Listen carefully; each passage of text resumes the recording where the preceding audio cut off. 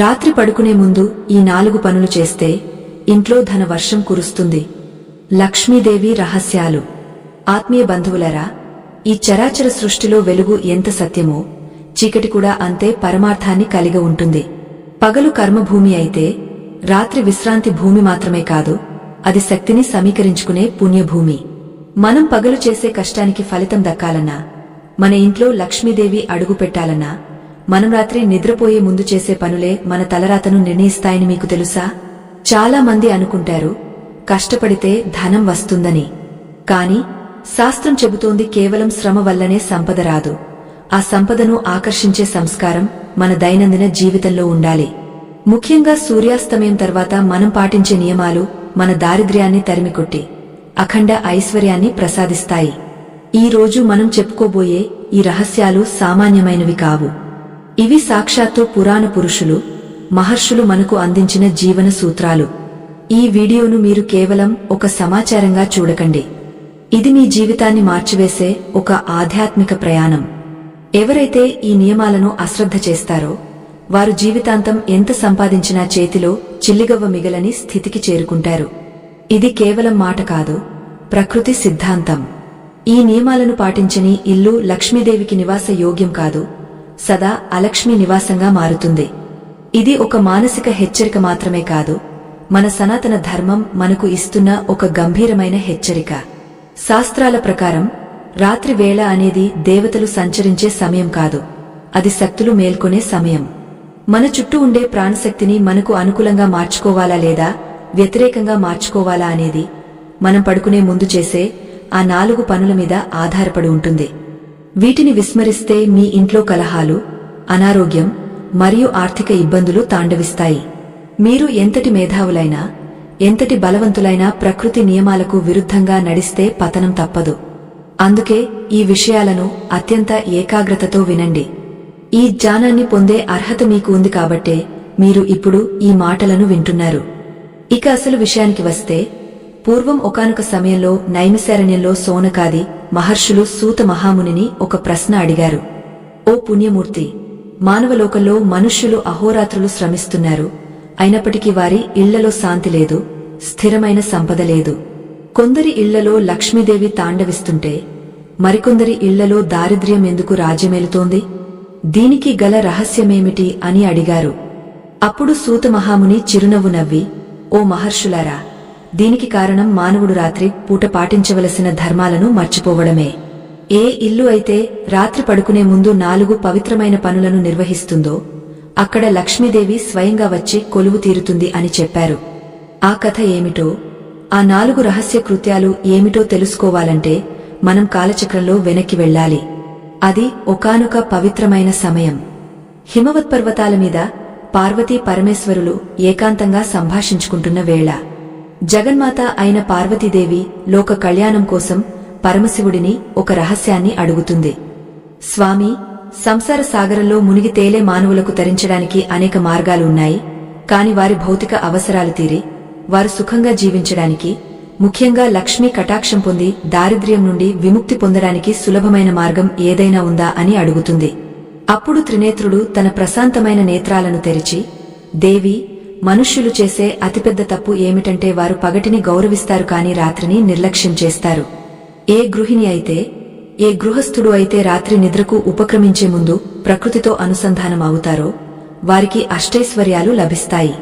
అందుకు 4 ముఖ్యమైన సోపానాలు ఉన్నాయి. ఈ సోపానాలను పాటించిన వారు భూలోకంలో రాజభోగాలను అనుభవిస్తారు అని చెబుతూ ఒక అద్భుతమైన వృత్తాంతాన్ని వివరించడం మొదలుపెట్టారు. ఆ వృత్తాంతం ఒక సాధారణ వర్తకుని జీవితంలో జరిగిన అసాధారణ మార్పు గురించి. పూర్వం సౌరాష్ట్ర దేశంలో ధర్మగుప్తుడు అనే ఒక వ్యాపారి ఉండేవాడు. అతను పరమ ధార్మికుడు, నిత్యం దైవ చింతనలో ఉండేవాడు. కాని కాలం ఎప్పుడూ ఒకేలా ఉండదు కదా. గ్రహగతుల ప్రభావం వల్ల అతను సంపాదించిన సంపద అంతా కరిగిపోయింది. వ్యాపారంలో నష్టాలు, ఇంట్లో కలహాలు, కటిక దారిద్ర్యం అతడిని చుట్టుముట్టాయి. ఒకప్పుడు 100 మందికి అన్నదానం చేసిన ఆ ధర్మగుప్తుడు ఇప్పుడు తన కుటుంబానికి ఒక పూట గంజి పోయడానికి కూడా ఇబ్బంది పడాల్సి వచ్చింది. అతను పగలు రాత్రి కష్టపడేవాడు, అడవులకు వెళ్లి కట్టెలు కొట్టి తెచ్చి అమ్మేవాడు.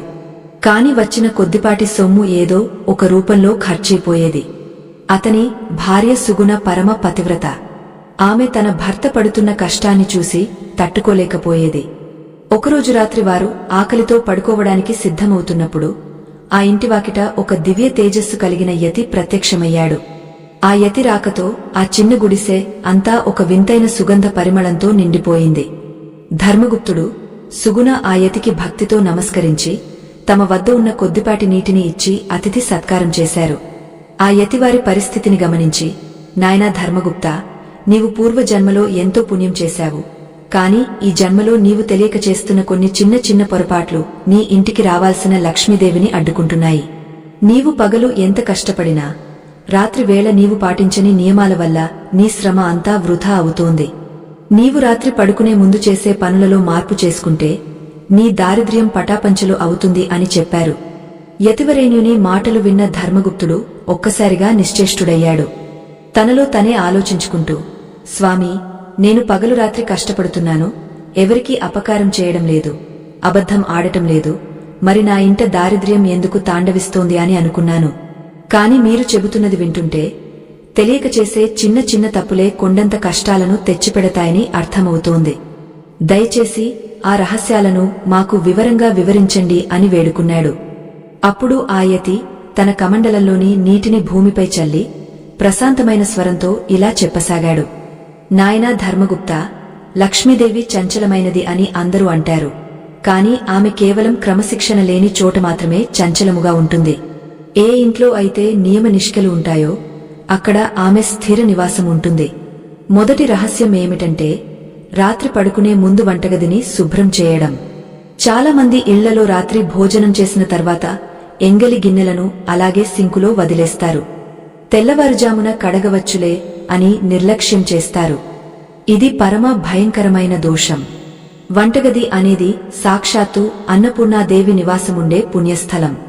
అక్కడ ఎంగలి గిన్నెలను రాత్రంతా అలాగే ఉంచడమంటే ఆ తల్లిని అవమానించడమే. ఎక్కడైతే ఎంగలి పాత్రలు రాత్రంతా ఉంటాయో అక్కడ లక్ష్మీదేవికి బదులుగా ఆమె అక్క అయిన అలక్ష్మీదేవి వచ్చి చేరుతుంది. ఆ పాత్రల నుండి వెలువడే ప్రతికూల శక్తి ఆ ఇంట్లో ఉన్న మనుషుల మనస్సులపై ప్రభావం చూపుతుంది. దీనివల్ల అనారోగ్యం, అనవసరపు ఖర్చులు పెరుగుతాయి. వంటగదిలో అగ్ని దేవుడు నివసిస్తాడు. పగటిపూట మనం వంట చేసేటప్పుడు ఆ అగ్ని మనకు ఆహారాన్ని అందిస్తుంది. కాని రాత్రి వేళ ఆ వంటగదిని అపరిశుభ్రంగా వదిలేస్తే ఆ అగ్నిహోత్రుడు శపిస్తాడు. శుభ్రత లేని చోట దేవతలు నివసించరు. రాత్రిపూట వంటగదిని తుడిచి ఎంగలి గిన్నెలను శుభ్రం చేసి పాత్రలను బోర్లించి ఉంచాలి. ఇలా చేయడం వల్ల ఆ ఇల్లు ఒక దేవాలయంలా మారుతుంది. ఏ ఇంట్లో అయితే రాత్రి పడుకునే ముందు వంటగది తళతళలాడుతూ ఉంటుందో ఆ ఇంట్లోకి అర్ధరాత్రి వేళ లక్ష్మీదేవి ప్రవేశించి అనుగ్రహిస్తుంది. ఆ తల్లి శాంత స్వభావురాలు, పరిశుభ్రత ప్రియురాలు. అపరిశుభ్రత ఉన్న చోట ఆమె ఒక్క క్షణం కూడా నిలబడదు. ఈ విషయాన్ని ధర్మగుప్తుడు ఎంతో ఆశ్చర్యంగా విన్నాడు. స్వామీ, మా ఇంట్లో పాత్రలను ఎప్పుడూ అలాగే వదిలేసేవాళ్లం. దానికి ఇంతటి ప్రాధాన్యత ఉంటుందని మేము అనుకోలేదు అని అన్నాడు. అప్పుడు యతి చిరునవ్వు నవ్వి, నాయనా, ఇది కేవలం బాహ్య శుద్ధి మాత్రమే కాదు, ఇది ఆంతరంగక శుద్ధికి కూడా సంకేతం. మనం తినే అన్నం మన బుద్ధిని నిర్ణయిస్తుంది. ఆ అన్నం తయారయ్యే చోటు అపవిత్రంగా ఉంటే ఆ ప్రభావం మన ఆలోచనల మీద పడుతుంది. అందుకే రాత్రి పడుకునే ముందు వంటగదిని శుద్ధి చేయడం అనేది ఒక యజ్ఞంలా భావించాలి. వంటగది శుభ్రంగా ఉంటే మనస్సు ప్రశాంతంగా ఉంటుంది. తద్వారా నిద్రలో మంచి కలలు వస్తాయి. పగలు చేసే పనిలో ఏకాగ్రత పెరుగుతుంది. ఇక రెండవ రహస్యం గురించి చెబుతాను విను. రాత్రి పడుకునే ముందు ఇంటి ప్రధాన ద్వారం వద్ద మరియు పూజాగదిలో చిన్న దీపాన్ని వెలిగించడం. చీకటి అనేది అజ్ఞానానికి, దారిద్ర్యానికి సంకేతం. రాత్రి వేళ ఇల్లు మొత్తం చీకటిగా ఉండకూడదు. ముఖ్యంగా సంధ్యా సమయం దాటిన తర్వాత పడుకోవడానికి ముందు ఇంటి గుమ్మం దగ్గర ఒక చిన్న దీపం వెలిగించి ఉంచాలి. ఇది ఇంటికి రక్షణ కవచంలా పనిచేస్తుంది. బాహ్య ప్రపంచంలో తిరుగుతున్న అనేక దుష్ట శక్తులు చీకటి ఉన్న చోట ప్రవేశించడానికి ప్రయత్నిస్తాయి.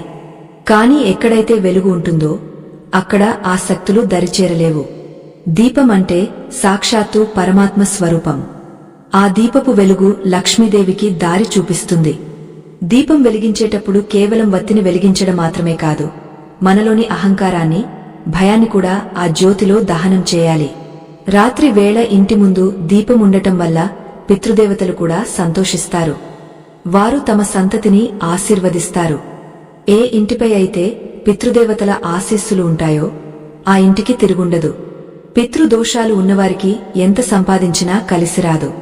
కాని రాత్రి వేళ దీపారాధన చేసేవారికి ఆ దోషాలు తొలగిపోయి అఖండ ఐశ్వర్యం ప్రాప్తిస్తుంది. ఈ దీపం వల్ల ఇంట్లోని ప్రతికూల తరంగాలు నశించి సాత్వికమైన వాతావరణం ఏర్పడుతుంది. ఆ వాతావరణంలో లక్ష్మీదేవి నిరంతరం సంచరిస్తూ ఉంటుంది. ధర్మగుప్తుని భార్య సుగుణ ఈ మాటలను ఎంతో శ్రద్ధగా వింటోంది. ఆమె మనసులో ఒక సందేహం కలిగింది. మహాత్మా, రాత్రి వేళ దీపం వెలిగించడం వల్ల కలిగే ఫలితాన్ని వివరించారు. కాని మేము పేదవాళ్లం కదా, నూనె కొనే స్తోమత కూడా లేని సమయంలో ఏమి చేయాలి అని అడిగింది. యతి ఆమె భక్తిని చూసి సంతోషించి, అమ్మా, భగవంతుడికి కావలసింది భక్తి కాని వస్తువులు కాదు. నీ వద్ద నూనె లేకపోతే కనీసం మనసులోనే పరమాత్మను జ్యోతి రూపంలో ధ్యానించు. లేదా ఒక చిన్న మట్టి ప్రమిదలో కొద్దిగా కర్పూరాన్ని వెలిగించు. అది కూడా వీలు కాకపోతే నీ ఇంటి ముందు ఉన్న చీకటిని పారద్రోలడానికి ఒక చిన్న వెలుగును ఉంచు. భక్తితో సమర్పించే ఒక చిన్న పువ్వు కూడా అపారమైన ఫలితాన్ని ఇస్తుంది. ముఖ్యంగా రాత్రి పడుకునే ముందు మన ఇంటిని లక్ష్మీదేవి నివాసానికి సిద్ధం చేయాలి. ఆ యతి ఇంకా ఇలా కొనసాగించాడు. నాయనా ధర్మగుప్తా, చాలా మంది రాత్రి వేళ తమ ఇంటి గుమ్మం వద్ద చెప్పులను, అపవిత్రమైన వస్తువులను పడేస్తారు. ఇది లక్ష్మీదేవిని ఇంటి బయటే ఆపివేయడం వంటిది. ఇంటి సింహద్వారం అనేది ఒక దేవతా స్వరూపం. రాత్రి వేళ ఆ ద్వారం వద్ద ఎటువంటి ఆటంకాలు ఉండకూడదు. మురికి బట్టలు, విరిగిన సామాన్లు లేదా చెత్తను ఇంటి ముందు ఉంచడం వల్ల దారిద్ర్యం ఇంట్లోకి ఆహ్వానించబడుతుంది. పడుకునే ముందు ఇంటి ముందర ఉన్న ప్రాంతాన్ని కూడా శుభ్రంగా ఉంచుకోవాలి. ఇది 3వ రహస్యానికి పునాది. మనం నిద్రపోయే ముందు మన పరిసరాలను ఎలా ఉంచుకుంటామో మన భవిష్యత్తు కూడా అలాగే ఉంటుంది. ప్రకృతి మనకు ఇచ్చే సంకేతాలను మనం అర్థం చేసుకోవాలి. ఈ నియమాలన్నీ వింటుంటే ధర్మగుప్తుడికి తన జీవితంలో చేసిన తప్పులు ఒక్కొక్కటిగా గుర్తుకు వస్తున్నాయి. అతను పగలు ఎంతో కష్టపడినా రాత్రి వేళ ఈ చిన్న విషయాలను ఎప్పుడూ గమనించలేదు. అపరిశుభ్రమైన వాతావరణంలో గందరగోళమైన ఆలోచనలతో నిద్రపోవడం వల్ల అతని మనస్సులో ఎప్పుడూ ఏదో ఒక ఆందోళన ఉండేది.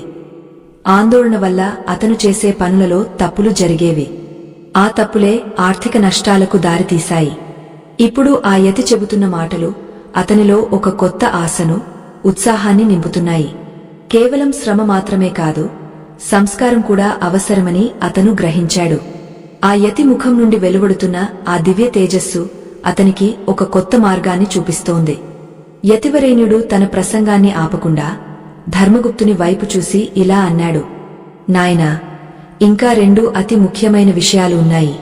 ఈ 4 పనులు ఎవరైతే క్రమం తప్పకుండా పాటిస్తారో వారి ఇంట్లో ధన వర్షం కురవడం ఖాయం. ఇది నా మాట కాదు, శాస్త్రవాక్కు. లక్ష్మీదేవి రహస్యాలు తెలుసుకోవడం ఒక ఎత్తు అయితే వాటిని ఆచరించడం మరొక ఎత్తు. ఇప్పటి వరకు నీవు తెలుసుకున్నది కేవలం ప్రారంభం మాత్రమే. అసలైన రహస్యం నీ నిద్రలో, నీవు పడుకునే విధానంలో దాగ ఉంది. ఆ రహస్యం ఏమిటో, దాని వెనుక ఉన్న ఆధ్యాత్మిక సత్యం ఏమిటో ఇప్పుడు వివరిస్తాను, జాగ్రత్తగా విను. నీ జీవితంలోని చీకటిని తొలగించి ఐశ్వర్యవంతమైన కాంతిని నింపే ఆ ఘడియలు దగ్గరలోనే ఉన్నాయి. ఆ నిశీధి రాత్రిలో, ఆ చిన్న గుడిసెలో యతి చెబుతున్న మాటలు ఒక దివ్య సంగీతంలా వినిపిస్తున్నాయి. గాలిలో ఒక రకమైన ప్రశాంతత నెలకొంది. చుట్టూ ఉన్న అడవిలోని జంతువులు కూడా ఆ యతి మాటలను వింటున్నాయా అన్నట్లుగా నిశ్శబ్దంగా ఉన్నాయి. ధర్మగుప్తుడు తన 2 చేతులను జోడించి కళ్ళు మూసుకుని ఆ మాటలను తన హృదయంలోకి తీసుకుంటున్నాడు. తన తలరాత మారబోతోందని అతనికి అర్థమైంది. సంపద అంటే కేవలం బంగారం, వెండి కాదు, అది ఒక శక్తి అని, ఆ శక్తిని ఎలా ఆరాధించాలో అతను తెలుసుకుంటున్నాడు.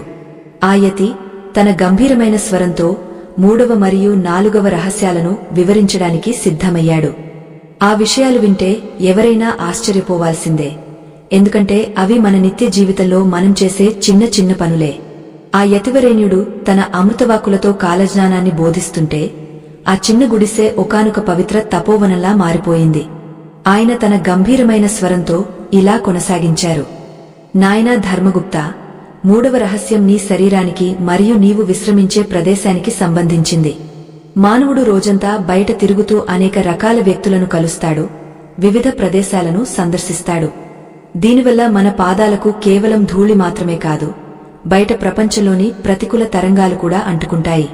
అందుకే రాత్రి పడుకునే ముందు ప్రతి ఒక్కరూ తప్పనిసరిగా తమ పాదాలను చల్లని నీటితో శుభ్రంగా కడుక్కోవాలి. దీనిని పాదప్రక్షాళన అంటారు. ఈ చిన్న పని వెనుక ఎంతటి పరమార్థముందో నీకు తెలుసా? శాస్త్రాల ప్రకారం కలిపురుషుడు మానవ శరీరంలో పాదాల ద్వారానే ప్రవేశిస్తాడు. మనం బయట నుండి వచ్చినప్పుడు మనతో పాటు మోసుకొచ్చే ఆ అశౌచాన్ని అలాగే పడక మీదకు తీసుకెళ్తే మన నిద్ర అపవిత్రం అవుతుంది. నిద్ర అనేది కేవలం శరీరానికి విశ్రాంతి మాత్రమే కాదు, అది ఆత్మ తన మూలాలను వెతుక్కునే సమయం. అపవిత్రమైన పాదాలతో పడుకుంటే మనకు పీడకలలు వస్తాయి, మనశ్శాంతి కరువవుతుంది. ఎవరికైతే రాత్రి నిద్ర సరిగా ఉండదో వారి మరుసటి రోజు పనులలో ఉత్సాహముండదు. ఉత్సాహం లేని చోట లక్ష్మి నిలవదు. పాదాలు కడుక్కున్న తర్వాత తడిని తుడవకుండా పడుకోకూడదు. పొడి వస్త్రంతో పాదాలను తుడుచుకుని పడక మీదకు వెళ్లడం వల్ల మన శరీరంలోని వేడి తగ్గి మనస్సు ప్రశాంతతను పొందుతుంది. ఆ యతి మాటలకు ధర్మగుప్తుడు ఆశ్చర్యపోయాడు. మహాత్మా, పాదాలు కడుక్కోవడం వెనుక ఇంతటి గూజార్థముందా అని అనుకున్నాడు. యతి చిరునవ్వు నవ్వి ఇలా అన్నారు. నాయనా, ఇంకా ఉంది. మనం పడుకునే దిశ మన ఆర్థిక స్థితిని శాసిస్తుంది. చాలా మంది ఎటువైపు తలపెట్టి పడుకుంటున్నామో గమనించరు. ఉత్తర దిశలో తలపెట్టి పడుకోవడం అత్యంత ప్రమాదకరం. ఇది శాస్త్ర విరుద్ధం మరియు ప్రకృతి సిద్ధాంతానికి వ్యతిరేకం. ఉత్తర దిశలో తలపెట్టి పడుకోవడం వల్ల భూమి యొక్క అయస్కాంత శక్తి మన మెదడుపై ఒత్తిడిని పెంచుతుంది. దీనివల్ల దీర్ఘకాలిక అనారోగ్యాలు, మానసిక ఆందోళనలు కలుగుతాయి. ఆరోగ్యమే మహాభాగ్యం అన్నారు పెద్దలు. ఆరోగ్యం లేనివాడు ఎంత సంపాదించినా అది వైద్యుల పాలవుతుంది తప్ప అనుభవించడానికి ఉండదు. అందుకే ఎల్లప్పుడూ తూర్పు లేదా దక్షిణ దిశలో తలపెట్టి పడుకోవాలి. తూర్పు దిశ జ్ఞానాన్ని ప్రసాదిస్తే దక్షిణ దిశ ఆయుష్ను, సంపదను ఇస్తుంది. దక్షిణ దిశ యమ ధర్మరాజుకు మరియు పితృదేవతలకు సంబంధించినది. అటువైపు తలపెట్టి పడుకోవడం వల్ల మన ప్రాణశక్తి పదిలంగా ఉంటుంది. పితృదేవతల ఆశీస్సులు లభిస్తాయి. ఏ ఇంటి యజమాని అయితే సరైన దిశలో నిద్రిస్తాడో ఆ యజమాని తీసుకునే నిర్ణయాలు సరైనవిగా ఉంటాయి. ఆ నిర్ణయాలే వ్యాపారంలో లాభాలను, వృద్ధిని కలిగిస్తాయి. దారిద్ర్యం అనేది కేవలం ధనం లేకపోవడం కాదు, సరైన ఆలోచన లేకపోవడం కూడా. సరైన నిద్రలేని మనిషి బుద్ధి మందగిస్తుంది. దానివల్ల లక్ష్మీదేవి అతనికి దూరం అవుతుంది. ధర్మగుప్తుని భార్య సుగుణ వినయంగా అడిగింది. స్వామీ, పడకగదిలో మనం ఇంకా ఏవైనా జాగ్రత్తలు తీసుకోవాలా అని. అప్పుడు ఆ యతి ఇలా సమాధానమిచ్చారు. అమ్మా సుగుణ, పడకగది అనేది కేవలం నిద్రకు మాత్రమే కాదు, అది దంపతుల మధ్య అనురాగాన్ని పెంచే చోటు. అక్కడ ఎప్పుడూ విరిగిన మంచాలు, చిరిగిన దుప్పట్లు ఉండకూడదు. గదిలో వస్తువులన్నీ చిందరవందరగా ఉంటే ఆ గందరగోళం మన జీవితంలో కూడా ప్రతిబింబిస్తుంది. పడుకునే ముందు మన చుట్టూ ఉన్న వాతావరణం ఆహ్లాదకరంగా ఉండాలి. వీలైతే ఒక చిన్న సాంబ్రాణి ధూపం వేయాలి.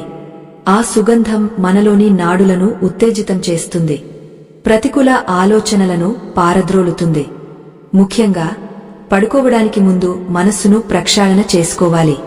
రోజంతా జరిగిన సంఘటనలను మనసులో తలచుకుంటూ ఎవరిపైనైనా కోపముంటే దానిని అక్కడే వదిలేయాలి. పగతోనో అసూయతోనూ నిద్రపోతే ఆ భావాలే మన ఉపచేతన మనస్సులో నాటుకుపోతాయి.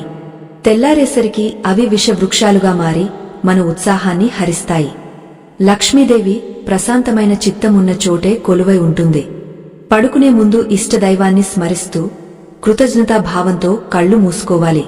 ఈ రోజు మనకు ఆహారాన్ని, ఆశ్రయాన్ని ఇచ్చిన ఆ పరమాత్మకు కృతజ్ఞతలు చెప్పుకోవాలి. కృతజ్ఞత ఎక్కడ ఉంటుందో అక్కడ వృద్ధి ఉంటుంది. ఎక్కడైతే నిత్యం ఫిర్యాదులు, ఏడుపులు ఉంటాయో అక్కడ అలక్ష్మి తిష్ట వేసుకుని కూర్చుంటుంది. ఆ యతి మాటలు వింటుంటే ఆ దంపతులకు ఒక కొత్త లోకం కనిపిస్తోంది. సంపద అనేది కేవలం బయట వెతుక్కునేది కాదు, అది మన అంతరంలో, మన అలవాట్లలో ఉంటుందని వారు గ్రహించారు. ఆ రాత్రి గాలిలో ఒక రకమైన ఆధ్యాత్మిక కంపనలు మొదలయ్యాయి. అడవిలోని చెట్లు కూడా ఆ యతి మాటలను వింటూ తలలుపుతున్నట్లుగా ఉన్నాయి. ధర్మగుప్తుడు తన చేతులను జోడించి, మహాత్మా, మీరు చెప్పిన 3 రహస్యాలు నా కళ్లను తెరిపించాయి. ఇక ఆఖరిదైన 4వ రహస్యం ఏమిటో సెలవియండి అని ప్రార్థించాడు. ఆ యతి గంభీరంగా నవ్వి, నాయనా, 4వ రహస్యం అన్నిటికంటే అత్యంత శక్తివంతమైనది. ఇది కేవలం ఒక క్రియ కాదు, ఇది ఒక మహామంత్రం వంటిది అని చెప్పడం మొదలుపెట్టారు. 4వ రహస్యమేమిటంటే, రాత్రి పడుకునే ముందు ఇంటి యజమాని లేదా గృహిణి తమ ధనస్థానాన్ని, అంటే బీరువాను లేదా డబ్బులు దాచుకునే పెట్టెను ఒక్కసారి స్పృశించి నమస్కరించాలి. దీనిని ధన గౌరవం అంటారు. చాలా మంది డబ్బును కేవలం ఒక కాగితంలాగా లేదా వస్తువులాగా చూస్తారు. కానీ ధనం అనేది సాక్షాత్తు మహాలక్ష్మి స్వరూపం. మనకు లభించిన ఆ కొద్దిపాటి ధనాన్ని గౌరవించి కృతజ్ఞతతో దానికి నమస్కరిస్తే ఆ ధనం వృద్ధి చెందుతుంది. ధనాన్ని ఎక్కడ పడితే అక్కడ పడేయడం, లెక్కపెట్టేటప్పుడు ఉమ్మితో తడపడం వంటి పనులు లక్ష్మీదేవికి ఆగ్రహం కలిగిస్తాయి. రాత్రి వేళ ఆ తల్లి విశ్రమించే సమయం. అప్పుడు మన దగ్గర ఉన్న సంపదను భక్తితో చూసుకుంటే ఆమె మనపై కరుణ చూపిస్తుంది. దీనితో పాటు పడుకోవడానికి 10 నిమిషాల ముందు నీటిని తాగా పడుకోవాలి. నీరు అనేది చంద్రుడికి సంకేతం. చంద్రుడు మనస్సును నియంత్రిస్తాడు. రాత్రి వేళ మన శరీరంలోని జలతత్వం సరిగా ఉంటే మన ఆలోచనలు నియంత్రణలో ఉంటాయి. ధనం సంపాదించడానికి కావలసిన మానసిక స్థైర్యం నీటి తత్వం నుండి లభిస్తుంది. ఈ 4 పనులు అంటే వంటగది శుభ్రత, ద్వారదీపం, దిశ జ్ఞానంతో కూడిన నిద్ర మరియు ధన గౌరవం. ఇవి ఎవరైతే నిత్యం ఆచరిస్తారో వారి ఇల్లు సముద్రమంత సంపదతో తులతూగుతుంది. వారి వంశం వృద్ధి చెందుతుంది. అకాల మరణాలు, అప్పుల బాధలు దరిచేరవు. ఇది ముమ్మాటికి నిజమని యతి ఉద్ఘాటించారు. ఆ యతి మాటలు పూర్తి కాగానే ఆకాశం నుండి ఒక మెరుపు మెరిసింది. ఆ వెలుగులో ఆ యతి ముఖం కోటి సూర్యుల ప్రభతో వెలిగిపోయింది. ధర్మగుప్తుడు, సుగుణ ఆ తేజస్కు తట్టుకోలేక కళ్ళు మూసుకున్నారు. వారు తిరిగి కళ్ళు తెరిచి చూసేసరికి ఆ యతి అక్కడ లేరు. కాని ఆ గుడిసె నిండా ఒక దివ్యమైన సుగంధం మాత్రం అలాగే మిగిలి ఉంది. వారు, ఇది సామాన్యమైన మనిషి చెప్పిన మాటలు కావు, సాక్షాత్తు ఆ పరమేశ్వరుడే యతి రూపంలో వచ్చి తమను అనుగ్రహించాడని భావించారు. ఆ రాత్రి నుండే వారు ఆ 4 నియమాలను పాటించడం మొదలుపెట్టారు. దారిద్ర్యంతో అల్లాడిపోతున్న వారి జీవితంలో ఒక అద్భుతమైన మార్పు మొదలైంది. ఆ మార్పు ఏమిటో, లక్ష్మీదేవి వారిని ఎలా కరుణించిందో మనం ఆశ్చర్యపోయే విషయాలు ముందు ముందు ఉన్నాయి. ఆ నిశీధిలో ప్రకృతి అంతా ఒక నిశ్శబ్ద ప్రార్థనలో మునిగిపోయింది. ధర్మగుప్తుడు తన భార్యతో కలిసి ఆ రాత్రి వంటగదిని శుభ్రం చేశాడు. ఒక చిన్న మట్టి ప్రమిదలో దీపాన్ని వెలిగించి గుమ్మం వద్ద ఉంచాడు.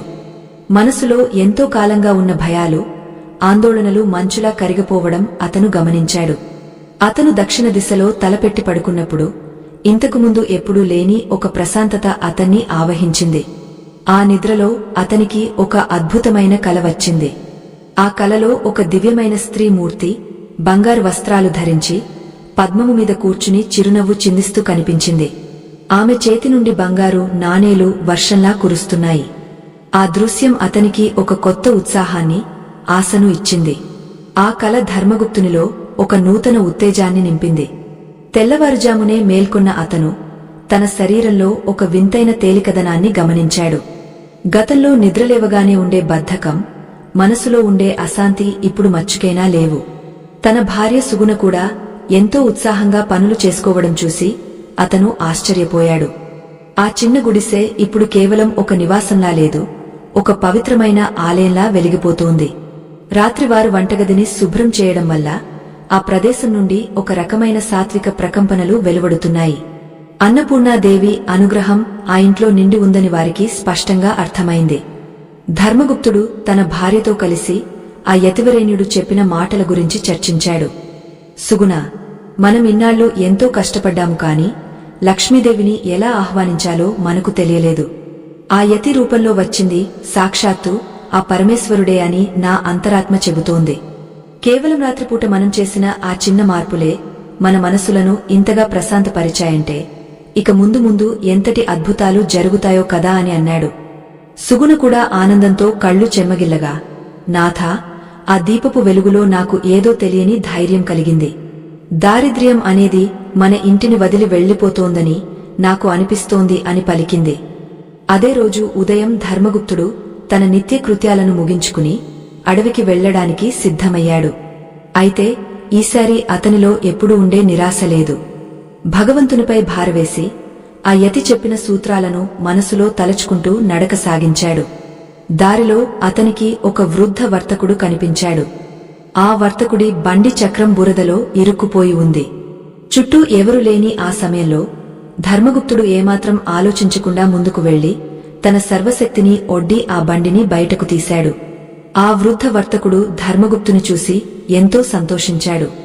నాయనా, నీ సాయం వెలకట్టలేనిదే. ఈ రోజుల్లో నీలాంటి నిస్వార్థపరులు అరుదుగా ఉంటారు అని మెచ్చుకున్నాడు. ఆ వర్తకుడు ఎవరో కాదు, ఆ రాజ్యంలోని అతిపెద్ద వ్యాపారులలో ఒకడు. అతను ధర్మగుప్తుని నిజాయితీని, శక్తిని గమనించి, నాయనా, నాకు వ్యాపారంలో నమ్మకమైన వ్యక్తులు కావాలి. నీవు నా దగ్గర మేనేజరుగా పనిచేస్తావా? నీకు తగిన వేతనం మరియు నివాసం కల్పిస్తాను అని ప్రతిపాదించాడు. ధర్మగుప్తుడికి ఇది సాక్షాత్తు ఆ లక్ష్మీదేవి పంపిన అవకాశంగా అనిపించింది. అతను వినయంగా ఆ అవకాశాన్ని అంగీకరించాడు. ఆ రోజు నుండి అతని జీవితం ఒక్కసారిగా మలుపు తిరిగింది. కాని అతను తన గతాన్ని మర్చిపోలేదు. యతి చెప్పిన ఆ 4 నియమాలను అతను ప్రతి రాత్రి క్రమం తప్పకుండా పాటించేవాడు. కాలం వేగంగా గడుస్తోంది. ధర్మగుప్తుడు తన కష్టంతో, నిజాయితీతో ఆ వర్తకుడి నమ్మకాన్ని గెలుచుకున్నాడు. అతనికి రావాల్సిన ఆదాయం పెరిగింది. ఇంట్లో సుఖ సంతోషాలు వెల్లివిరిశాయి. అయితే సంపద పెరిగే కొద్దీ మనిషిలో అహంకారం కూడా పెరుగుతుంది. కాని ధర్మగుప్తుడు మాత్రం ప్రతి రాత్రి పడుకునే ముందు వంటగదిని తానే స్వయంగా శుభ్రం చేసేవాడు. తన భార్యకు ఆ పనిలో సాయం చేసేవాడు.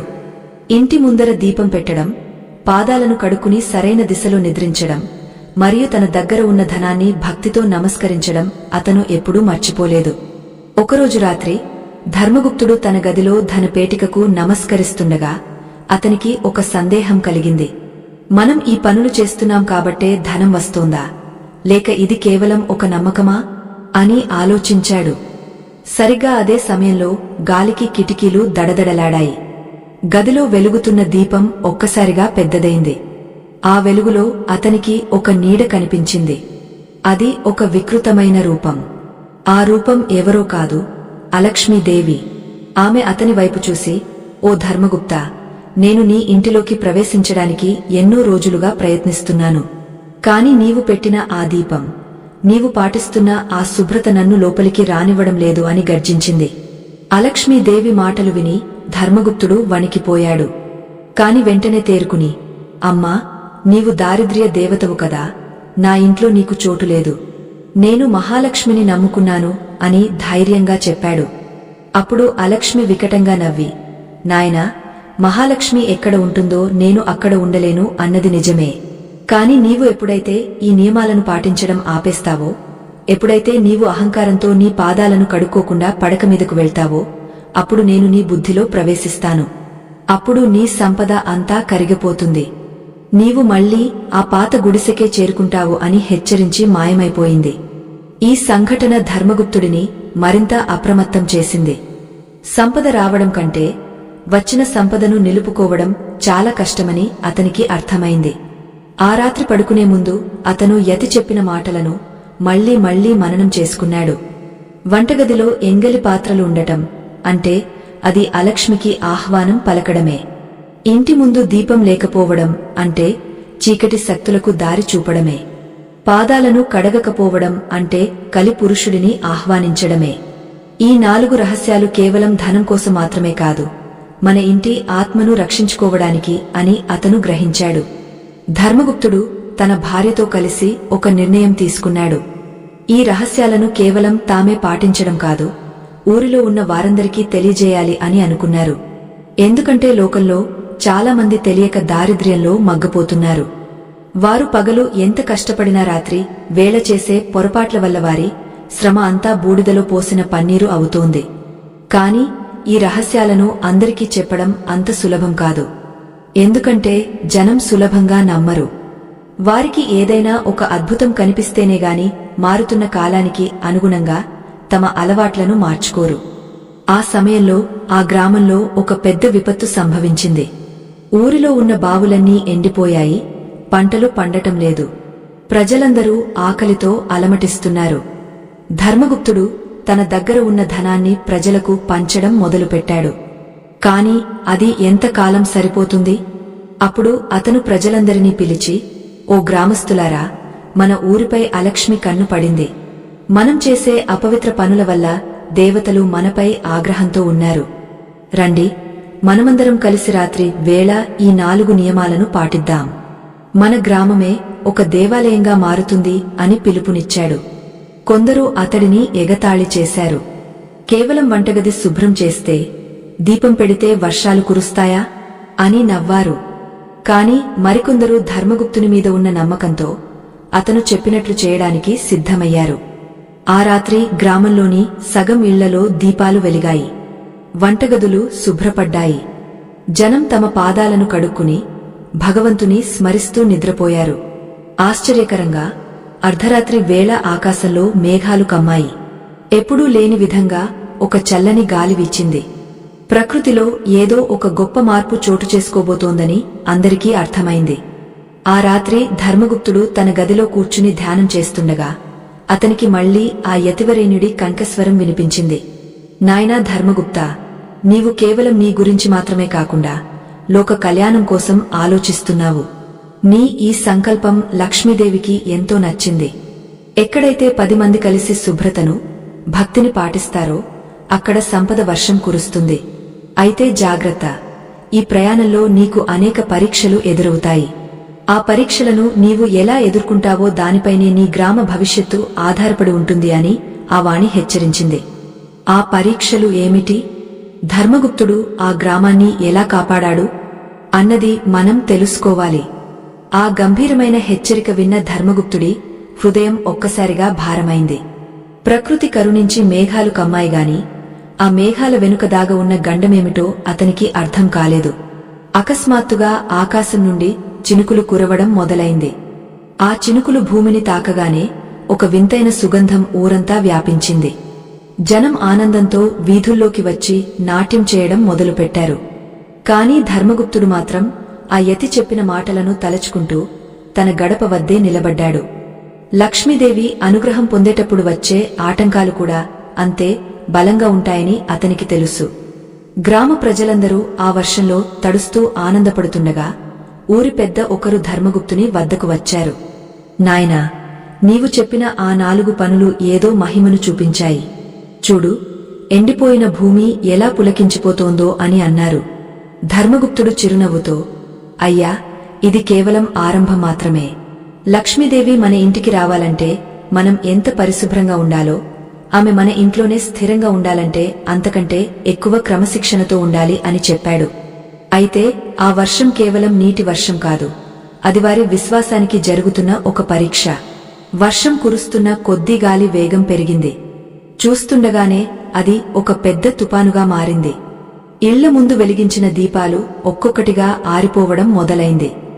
జనం భయంతో తమ ఇళ్లలోకి పరుగులు తీశారు. కొందరు కోపంతో ధర్మగుప్తుని నిందించడం మొదలుపెట్టారు. నీవు చెప్పిన పనులు చేయడం వల్లనే ఈ ఉపద్రవం వచ్చింది, ఆ దీపాలు ఆరిపోవడం అరిష్టమని అరవసాగారు. కాని ధర్మగుప్తుడు చలించలేదు. అతను తన ఇంట్లోని దీపం ఆరిపోకుండా అడ్డుగా నిలబడ్డాడు.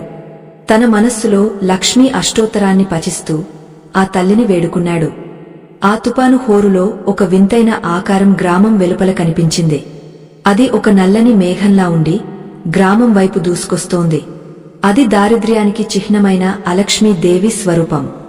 ఆమె తన అపశకునపు రెక్కలను ఆడిస్తూ ఎక్కడైతే అపరిశుభ్రత ఉంటుందో, ఎక్కడైతే భయం ఉంటుందో అక్కడ ప్రవేశించడానికి సిద్ధమైంది. గ్రామస్తులు భయంతో వణికిపోతూ తమ వంటగదులను, వాకిళ్లను పట్టించుకోవడం మానేశారు. కొందరు భయంతో ఎంగలి గిన్నెలను అలాగే వదిలేసి పడకల మీదకు వెళ్లారు. అదే ఆమెకు కావలసిన అవకాశం. ఆత్మబంధువులారా, సనాతన ధర్మ ప్రచారం కోసం మరియు ఈ ఆధ్యాత్మిక విజ్ఞానాన్ని భావితరాలకు అందించడం కోసం మా బృందం ఎంతో శ్రమిస్తోంది. ఈ మహత్కార్యంలో మీ మద్దతు మాకు ఎంతో అవసరం. మా ఈ కృషి మీకు నచ్చితే మీ శక్తి మేరకు మాకు తోడుగా నిలబడండి. దీనికి సంబంధించిన స్కానర్ ఈ వీడియో చివరలో మీకు కనిపిస్తుంది లేదా డిస్క్రిప్షన్లో ఉన్న వివరాల ద్వారా మీ మద్దతును అందించవచ్చు. ఆ భయంకరమైన తుపాను సమయంలో ధర్మగుప్తుడు ఒక అద్భుతాన్ని గమనించాడు. ఏ ఇళ్లలో అయితే యజమానులు ధైర్యంగా ఉండి తమ వంటగదిని శుభ్రం చేసుకుని దీపాన్ని ఆరిపోకుండా కాపాడుకున్నారో ఆ ఇళ్ల చుట్టూ ఒక అదృశ్యమైన కాంతి వలయం ఏర్పడింది. ఆ కాంతిని తాకలేక అలక్ష్మీదేవి వెనక్కి తగ్గపోతోంది. ఇది చూసిన ధర్మగుప్తుడు గట్టిగా కేకవేసి, గ్రామస్తులారా భయపడకండి, మీ ఇళ్లను శుద్ధీకరించుకోండి, దీపాన్ని వెలిగించండి, ఆ తల్లి మనల్ని కాపాడుతుంది అని అరిచాడు. అతని మాటల్లోని ధైర్యం చూసి మరికొందరు మళ్లీ మేల్కొన్నారు. వారు వంటగదిలోని అపవిత్రతను తొలగించి ఆ తల్లికి నమస్కరించారు. తూర్పు దిశలో లేదా దక్షిణ దిశలో తలపెట్టి పడుకోవాలన్న నియమాన్ని పాటిస్తూ మనసును ప్రశాంతంగా ఉంచుకోవడానికి ప్రయత్నించారు. చిత్రంగా వారు అలా చేయడం మొదలుపెట్టగానే ఆ తుపాను వేగం తగ్గడం మొదలైంది. ఆకాశంలోని నల్లని మేఘాలు విడిపోయి వెన్నెల కాంతి గ్రామంపై పడింది. ఆ వెన్నెలలో ఒక అద్భుతమైన దృశ్యం ఆవిష్కృతమైంది. గ్రామ ప్రధాన ద్వారం వద్ద ఒక దివ్యమైన రథం ఆగింది. ఆ రథం నుండి వెలువడుతున్న వెలుగుకు ఆ ప్రాంతమంతా స్వర్గంలా మారిపోయింది. రథం నుండి దిగిన ఒక తేజోమూర్తి ధర్మగుప్తుని ఇంటివైపు నడిచి వచ్చింది. ఆమె ఎవరో కాదు, సాక్షాత్తు లక్ష్మీదేవి యొక్క అంశగా పిలువబడే ఐశ్వర్య లక్ష్మి. ఆమె అడుగుపెట్టిన ప్రతి చోటా నేల నుండి పద్మాలు ఉద్భవిస్తున్నాయి. ధర్మగుప్తుడు తన భార్యతో కలిసి ఆ తల్లికి సాష్టాంగ నమస్కారం చేశాడు. అమ్మా, మా దారిద్ర్యాన్ని తొలగించడానికి నీవు వచ్చావా అని అడిగాడు. అప్పుడు ఆ తల్లి ప్రశాంతమైన స్వరంతో, నాయనా, నీవు పాటించిన ఆ 4 రహస్యాలు నన్ను ఇక్కడికి రప్పించాయి. కాని ఈ సంపద కేవలం నీ ఒక్కడిదే కాదు, ఈ నియమాలను పాటించే ప్రతి ఒక్కరిది అని పలికింది. లక్ష్మీదేవి మాటలకు ధర్మగుప్తుడు పరవశించిపోయాడు. ఆమె ఇంకా ఇలా అన్నది, మనుష్యులు సంపద కోసం ప్రాకులాడుతారు కాని సంస్కారాన్ని విస్మరిస్తారు. రాత్రి వేళ వంటగదిని శుభ్రం చేయడమంటే అది కేవలం పాత్రలను కడగడం కాదు, వచ్చే జన్మలో ఆకలి చావులు లేని స్థితిని కోరుకోవడం. దీపం వెలిగించడం అంటే నీ అంతరంగంలో ఉన్న చీకటిని తొలగించుకోవడం.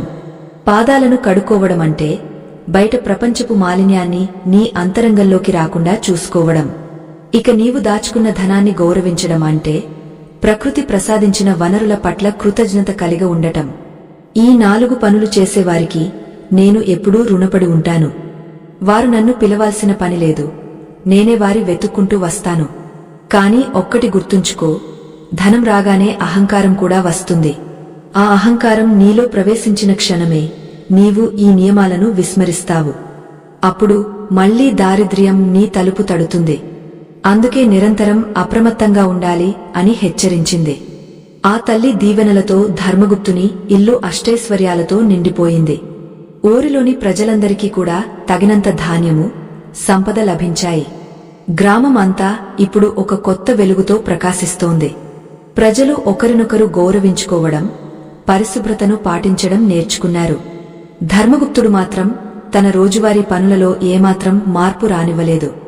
అతను రాత్రి పడుకునే ముందు స్వయంగా తన చేతులతో వంటగదిని తుడిచేవాడు. తన ధన పేటికకు నమస్కరించి దైవానికి కృతజ్ఞతలు చెప్పుకునేవాడు. అయితే ఈ ఆనందం ఎక్కువ కాలం నిలవకుండా ఉండటానికి పొరుగుదేశపు రాజు దృష్టి ఈ గ్రామం మీద పడింది. ఆ గ్రామం ఇంత త్వరగా ఎలా ధనవంతమైందో తెలుసుకోవాలన్న కుతూహలంతో అతను ఒక కుతంత్రాన్ని పన్నాడు. ఆ రాజు ఒక గూఢచారిని పంపి ఆ రహస్యం ఏమిటో తెలుసుకోమన్నాడు. ఆ గూఢచారి సామాన్య వేషంలో గ్రామంలోకి ప్రవేశించి ధర్మగుప్తుని ఇంట జరుగుతున్న విషయాలను గమనించాడు. రాత్రి వేళ వీరు చేస్తున్న ఈ చిన్న పనులే ఇంత సంపదకు కారణమా అని ఆశ్చర్యపోయాడు. రాజుకు ఈ విషయం తెలియగానే అతను నవ్వుతూ, ఇది అసాధ్యం, ఏదో మంత్రతంత్రాలు ప్రయోగిస్తున్నారు అని భావించాడు. ఆ గ్రామాన్ని దోచుకోవడానికి, అక్కడి సంపదను హస్తగతం చేసుకోవడానికి అతను ఒక పెద్ద సైన్యాన్ని సిద్ధం చేశాడు. కాని ఆ రాజుకు తెలియని విషయమేమిటంటే లక్ష్మీదేవి అనుగ్రహమున్న చోట ఏ శక్తి పనిచేయదు. రాజు సైన్యం గ్రామం సరిహద్దులకు చేరుకున్నప్పుడు ధర్మగుప్తుడు గ్రామస్తులందరినీ సమావేశపరిచాడు. మన యుద్ధం కత్తులతో కాదు, మన నిష్ఠతో అని చెప్పాడు. ఆ రాత్రి గ్రామస్తులందరూ తమ ఇళ్లలో మునుపటి కంటే ఎక్కువ భక్తితో ఆ 4 పనులను నిర్వహించారు.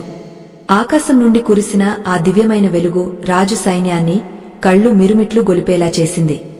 సైనికులు తమ దారిని తాము మరిచిపోయి ఒకరినొకరు తలపడ్డారు. రాజుకు తన తప్పు అర్థమైంది. సంపద అనేది దోచుకుంటే వచ్చేది కాదు, అది సంస్కారంతో ఆకర్షించేదని అతను గ్రహించి ధర్మగుప్తుని కాళ్లపై పడ్డాడు. ఆ సంఘటన తర్వాత ఆ దేశమంతటా ఈ రహస్యాలు పాకాయి. ధర్మగుప్తుడు ఒక సామాన్య వ్యాపారి నుండి ఒక ఆధ్యాత్మిక గురువుగా మారాడు. ఆయన చెప్పిన మాటలు ఇప్పటికీ మనకు వర్తిస్తాయి. రాత్రి పడుకునే ముందు మనం చేసే ఆ 4 పనులు మన జీవితాలను ఎలా మారుస్తాయో చెప్పడానికి ధర్మగుప్తుని కథే ఒక నిదర్శనం. అయితే ఈ కథ ఇక్కడితో ముగియలేదు. ఆ యతివరేణ్యుడు మళ్లీ ధర్మగుప్తుని వద్దకు వచ్చాడు. ఈసారి ఆయన ఒక కొత్త రహస్యాన్ని చెప్పబోతున్నారు. అది ధనం కంటే విలువైనది, జీవిత పరమార్థాన్ని తెలిపేది. ఆ రహస్యం ఏమిటో తెలుసుకోవడం ప్రతి ఒక్కరికీ అవసరం. యతివరేణ్యుడు ధర్మగుప్తుని చూసి, నాయనా, నీవు భౌతిక సంపదను సాధించావు. కాని నిజమైన లక్ష్మీ కటాక్షం అంటే కేవలం ధనం మాత్రమే కాదు. మోక్షలక్ష్మి, ధైర్యలక్ష్మి, విద్యాలక్ష్మి, ఇలా అష్టలక్ష్ముల అనుగ్రహం నీకు లభించాలంటే నీవు చేయవలసిన ఆఖరి కార్యం ఒకటి ఉంది అని చెప్పారు. ఆ మాటలకు ధర్మగుప్తుడు వినయంగా తల వంచాడు. సంపద ఉన్న చోట శాంతి ఉండటం కష్టమని అతనికి తెలుసు. ఆ శాంతిని ఎలా పొందాలో, వచ్చిన సంపదను 10 కాలాల పాటు ఎలా నిలుపుకోవాలో తెలుసుకోవాలన్న తపన అతనిలో పెరిగింది. యతి తన అమృతవాక్కులతో ఆ పరమ రహస్యాన్ని వివరించడం మొదలుపెట్టారు. ఆ యతివరేణ్యుని కంఠస్వరం ఆ నిశ్శబ్ద రాత్రిలో గంభీరంగా ప్రతిధ్వనిస్తోంది. నాయనా ధర్మగుప్తా, ఇప్పటివరకు నీవు ఆచరించిన 4 పనులు నీ దారిద్ర్యాన్ని పారద్రోలాయి. కాని ఆ సంపద నీ ఇంట్లో తరతరాలుగా స్థిరంగా ఉండాలంటే ఆ పనుల వెనుక ఉన్న ఆంతర్యమును నీవు మరింత లోతుగా గ్రహించాలి. కేవలం బాహ్యమైన శుద్ధి మాత్రమే సరిపోదు, మన అంతరంగంలో ఉన్న మాలిన్యాన్ని కూడా తొలగించుకోవాలి. ఈ విశ్వం ఒక క్రమశిక్షణతో నడుస్తోంది. ఆ క్రమశిక్షణను మన దైనందిన జీవితంలో ప్రతిబింబింపజేయడమే ఈ నియమాల అసలు ఉద్దేశ్యం. నీవు ఎప్పుడైతే అహంకారానికి లోనవుతావో అప్పుడే నీవు ఈ నియమాలను భారంగా భావిస్తావు. అది నీ పతనానికి ఆరంభం అవుతుంది. యతి మాటలు వింటున్న ధర్మగుప్తుడు చేతులు జోడించి వినయంగా నిలబడ్డాడు. స్వామీ, సంపద పెరిగే కొద్దీ మనసులో తెలియని భయం కలుగుతోంది. ఈ సంపదను కాపాడుకోవడం మేలా? ఈ 4 పనులు ఇంతటి శక్తిని ఎలా కలిగి ఉన్నాయి? దయచేసి వివరించండి అని ప్రార్థించాడు. అప్పుడు ఆ యతి చిరునవ్వు నవ్వి, నాయనా, మొదటి రహస్యమైన వంటగది శుభ్రత గురించి మళ్లీ చెబుతాను విను. వంటగది అనేది కేవలం ఆహారం వండుకునే చోటు కాదు, అది నీ ప్రాణశక్తిని నిర్మించే యజ్ఞశాల. అక్కడ రాత్రి వేళ అపరిశుభ్రత ఉంటే అది నీ ఆరోగ్యాన్ని క్షీణింపజేస్తుంది. ఆరోగ్యమే సకల సంపదలకు మూలం. ఆరోగ్యం లేనివాడు ఎంత సంపాదించినా అది అనుభవించలేడు. వంటగదిలో ఎంగిలి పాత్రలు ఉంచడం వల్ల వచ్చే ఆ ప్రతికూల శక్తి నీ నిద్రలో నీ ఉపచేతన మనస్సుపై ప్రభావం చూపుతుంది. దీనివల్ల నీవు చేసే వ్యాపార నిర్ణయాలలో గందరగోళం ఏర్పడుతుంది. ఏ గృహిణి అయితే రాత్రి పడుకునే ముందు వంటగదిని తడిగుడ్డతో తుడిచి అన్నపూర్ణమ్మకు నమస్కరించి పడుకుంటుందో ఆ ఇంటికి ధన ధాన్యాలకు ఎప్పుడూ లోటు ఉండదు. రాత్రిపూట దేవతలు విహరించే సమయంలో వారు నీ వంటగదిలోని శుభ్రతను చూసి తృప్తి చెందుతారు. వారు తృప్తి చెందితే నీకు లభించేది కేవలం ధనం మాత్రమే కాదు, నీ వంశానికి ఒక గొప్ప కీర్తి ప్రతిష్ఠలు లభిస్తాయి. ఇది కేవలం భౌతికమైన పనే కాదు, ఒక ఆధ్యాత్మిక సాధన కూడా. ఇక రెండవ రహస్యమైన దీపారాధన గురించి ఆలోచించు. ఇంటి సింహద్వారం వద్ద దీపం వెలిగించడం అంటే నీవు దైవానికి స్వాగతం పలుకుతున్నావని అర్థం. చీకటి అనేది దారిద్ర్యానికి, భయానికి సంకేతం. రాత్రివేళ ఆ దీపం వెలుగు నీ ఇంటిని ఒక రక్షణ కవచంలా కప్పి ఉంచుతుంది. ఆ దీపపు వెలుగులో నీ కంటికి కనిపించని సూక్ష్మజీవులు, దుష్ట శక్తులు నశిస్తాయి. ముఖ్యంగా నీవు నిద్రపోయే ముందు ఆ దీపాన్ని దర్శించుకోవడం వల్ల నీ మనసులోని ఆందోళనలు తొలగిపోతాయి. సంపదను ఆకర్షించే మొదటి సూత్రం ప్రశాంతత. ప్రశాంతమైన మనస్సు ఉన్న చోటే మహాలక్ష్మి స్థిరంగా ఉంటుంది. దీపం వెలిగించే ప్రతిసారి నీవు నీలోని అజ్ఞానాన్ని దహనం చేస్తున్నావని భావించాలి. దీపం వెలిగించేటప్పుడు వాడే నూనె లేదా నెయ్యి సాత్విక గుణాన్ని కలిగి ఉండాలి. రాత్రిపూట మట్టి ప్రమిదలో దీపం వెలిగించడం అత్యంత శ్రేయస్కరం. మట్టి ఈ భూమికి సంకేతం. ఆ మట్టిలో వెలిగే జ్యోతి ఆకాశతత్వానికి సంకేతం. ఇలా భూమిని, ఆకాశాన్ని ఒక చోట చేర్చడం వల్ల నీ ఇంటి చుట్టూ ఒక పాజిటివ్ ఎనర్జీ వలయం ఏర్పడుతుంది. ఆ వలయాన్ని దాటి ఏ దారిద్ర్య దేవత నీ ఇంటికి రాలేదు. ధర్మగుప్త, నీవు గమనించావో లేదో, నీవు దీపం పెట్టడం మొదలుపెట్టినప్పటి నుండి నీ మాటలో ఒక రకమైన స్పష్టత వచ్చింది. ఆ స్పష్టతే నిన్ను రాజ్యంలోని గొప్ప వర్తకుడిగా మార్చింది. ఇది ఆ జ్యోతి ప్రభావం కాక మరేమిటి?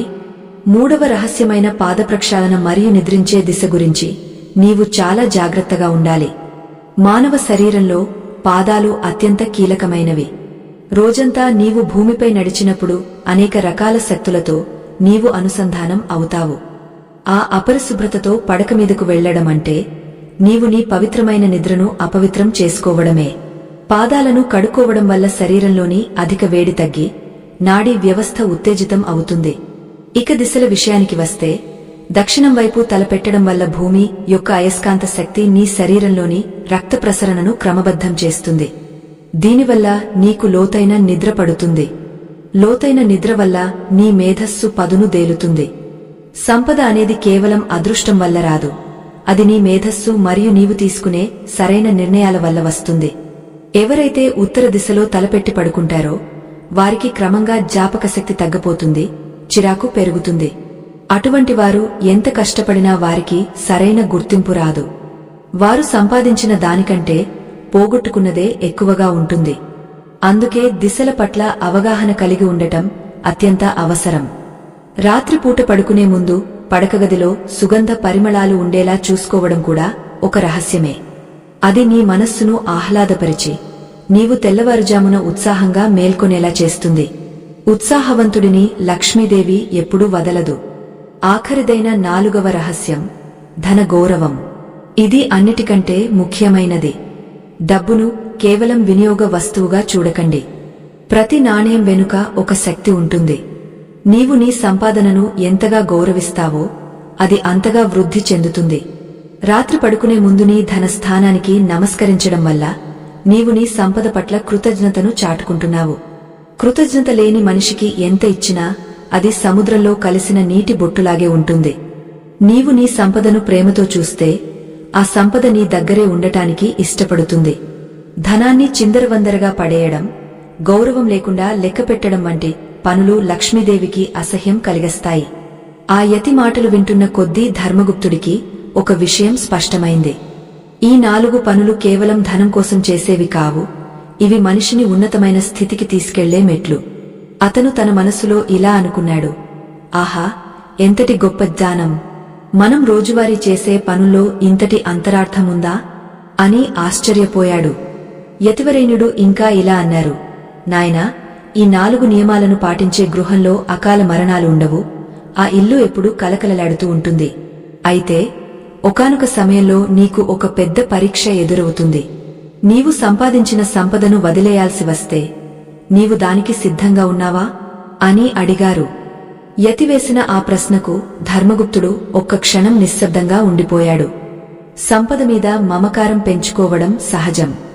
కాని ఆ సంపద తనది కాదని, అది ప్రకృతి ఇచ్చిన వరమని గ్రహించినవాడు మాత్రమే నిజమైన జ్ఞాని. స్వామి, మీరు చెప్పిన ఈ రహస్యాలు నా జీవితాన్ని మార్చాయి.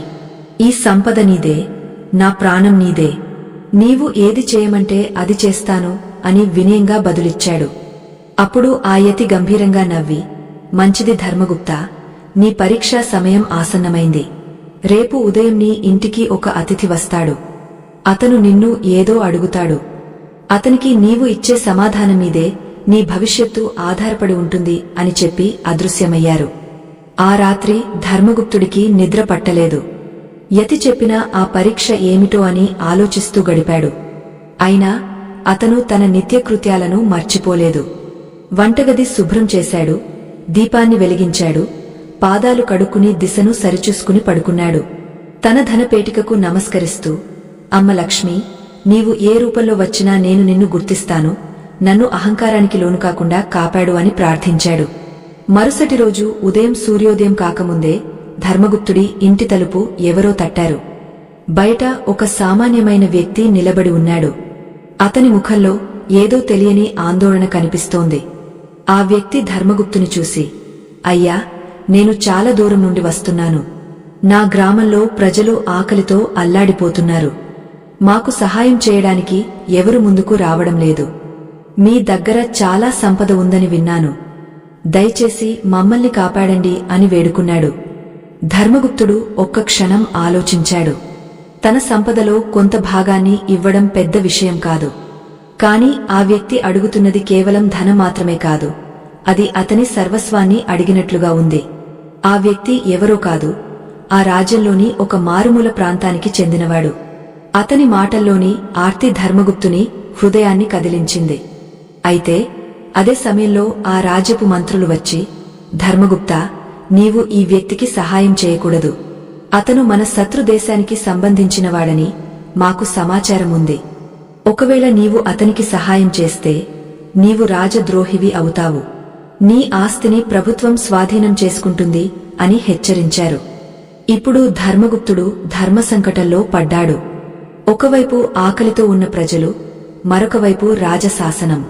తన సంపదను కాపాడుకోవాలా లేక ధర్మాన్ని పాటించాలా? యతి చెప్పిన పరీక్ష ఇదేనా? అతను తీసుకునే నిర్ణయమేమిటి? ఆ నిర్ణయం అతని జీవితాన్ని ఏ తీరానికి చేరుస్తుంది అన్నది మనం తర్వాతి భాగంలో తెలుసుకుందాం. ధర్మగుప్తుడు ఒక్క క్షణం కళ్ళు మూసుకున్నాడు. అతని అంతరంగంలో యతివరేణ్యుడి గంభీర స్వరం ప్రతిధ్వనిస్తోంది. సంపద అనేది ఒక ప్రవాహం వంటిది. అది నిలిచి ఉంటే మురిగిపోతుంది, 10 మందికి ఉపయోగపడితేనే అది పవిత్రం అవుతుందని ఆయన గ్రహించాడు. మంత్రుల హెచ్చరికలు ఒకవైపు, ఆకలితో ఉన్న ఆర్తుల రోదనలు మరొకవైపు ఉన్నా అతని మనస్సు ఏమాత్రం చలించలేదు.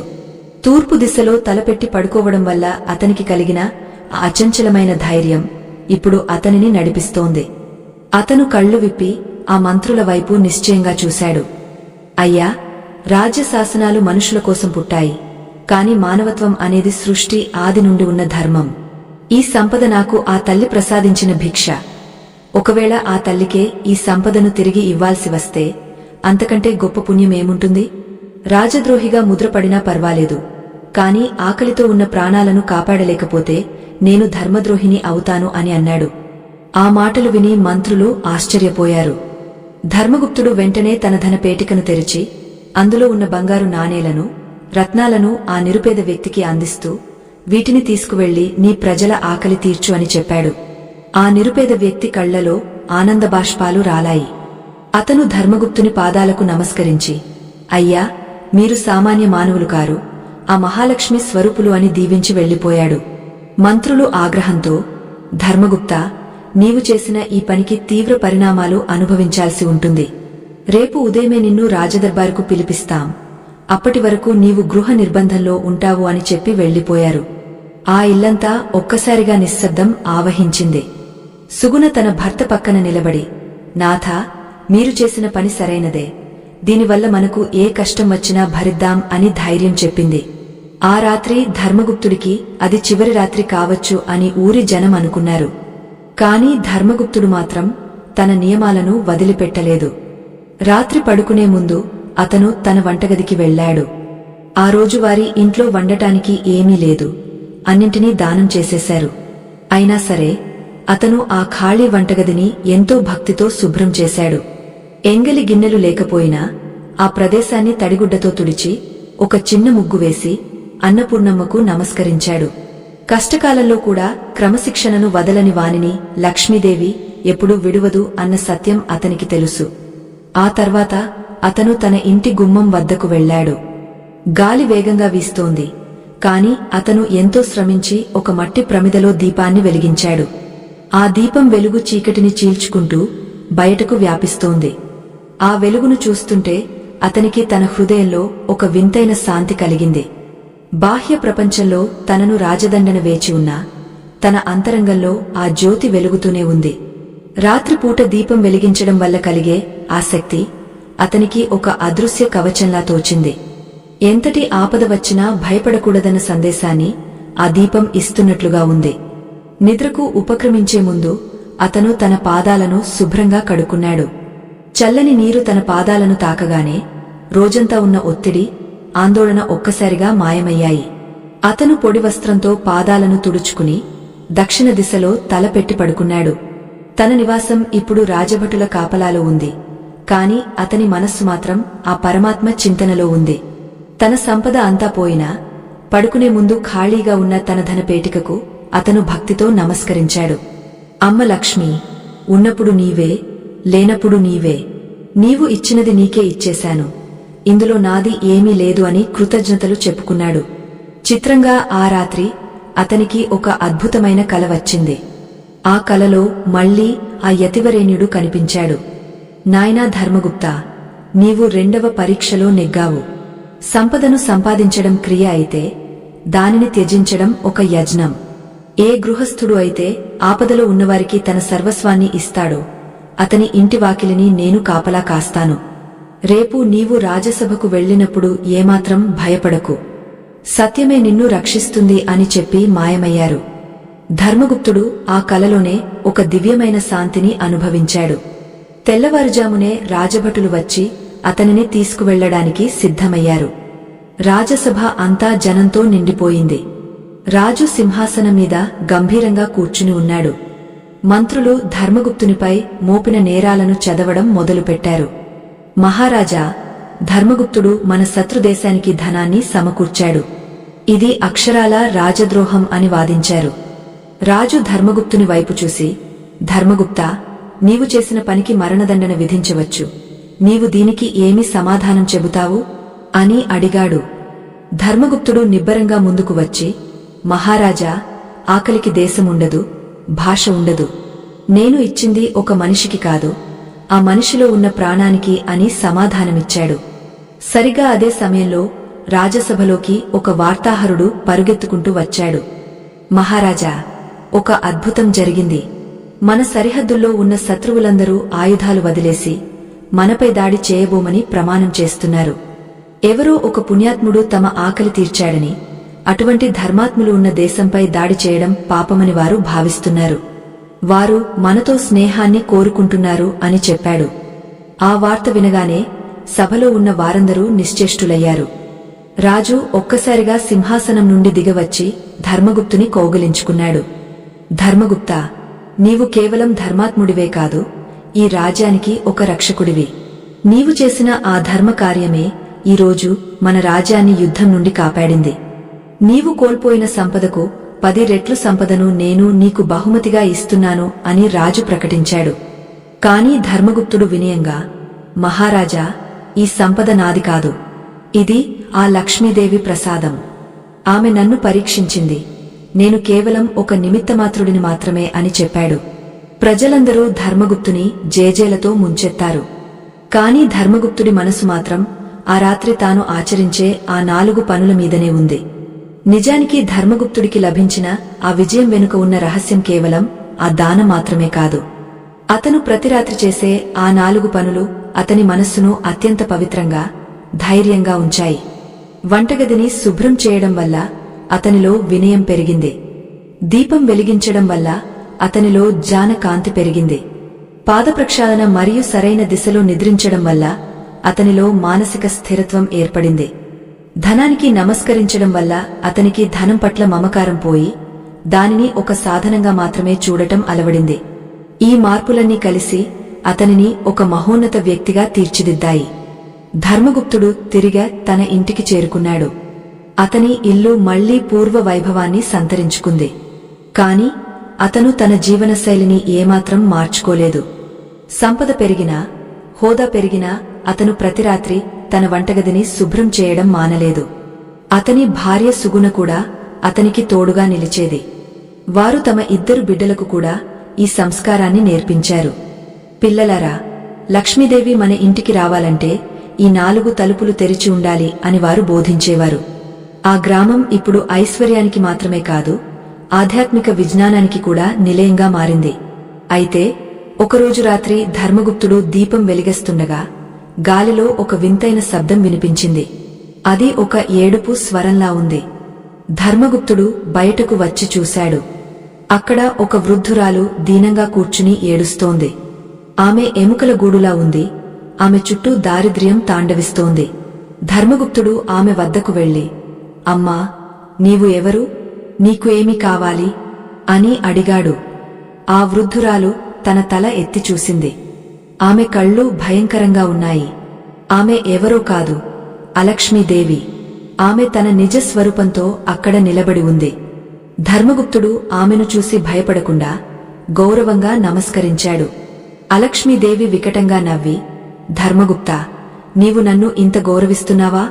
నేను నీ సర్వస్వాన్ని హరించడానికి వచ్చిన దారిద్ర్య దేవతను అని అన్నది. ధర్మగుప్తుడు శాంతంగా, అమ్మా, నీవు కూడా ఆ పరమాత్మ సృష్టివే కదా. వెలుగు ఉన్న చోట నీకు స్థానం లేదని తెలుసు, కాని నీవు ఎందుకు ఏడుస్తున్నావు అని అడిగాడు. అప్పుడు అలక్ష్మి చెప్పిన మాటలు ధర్మగుప్తుడిని ఆశ్చర్యపరిచాయి.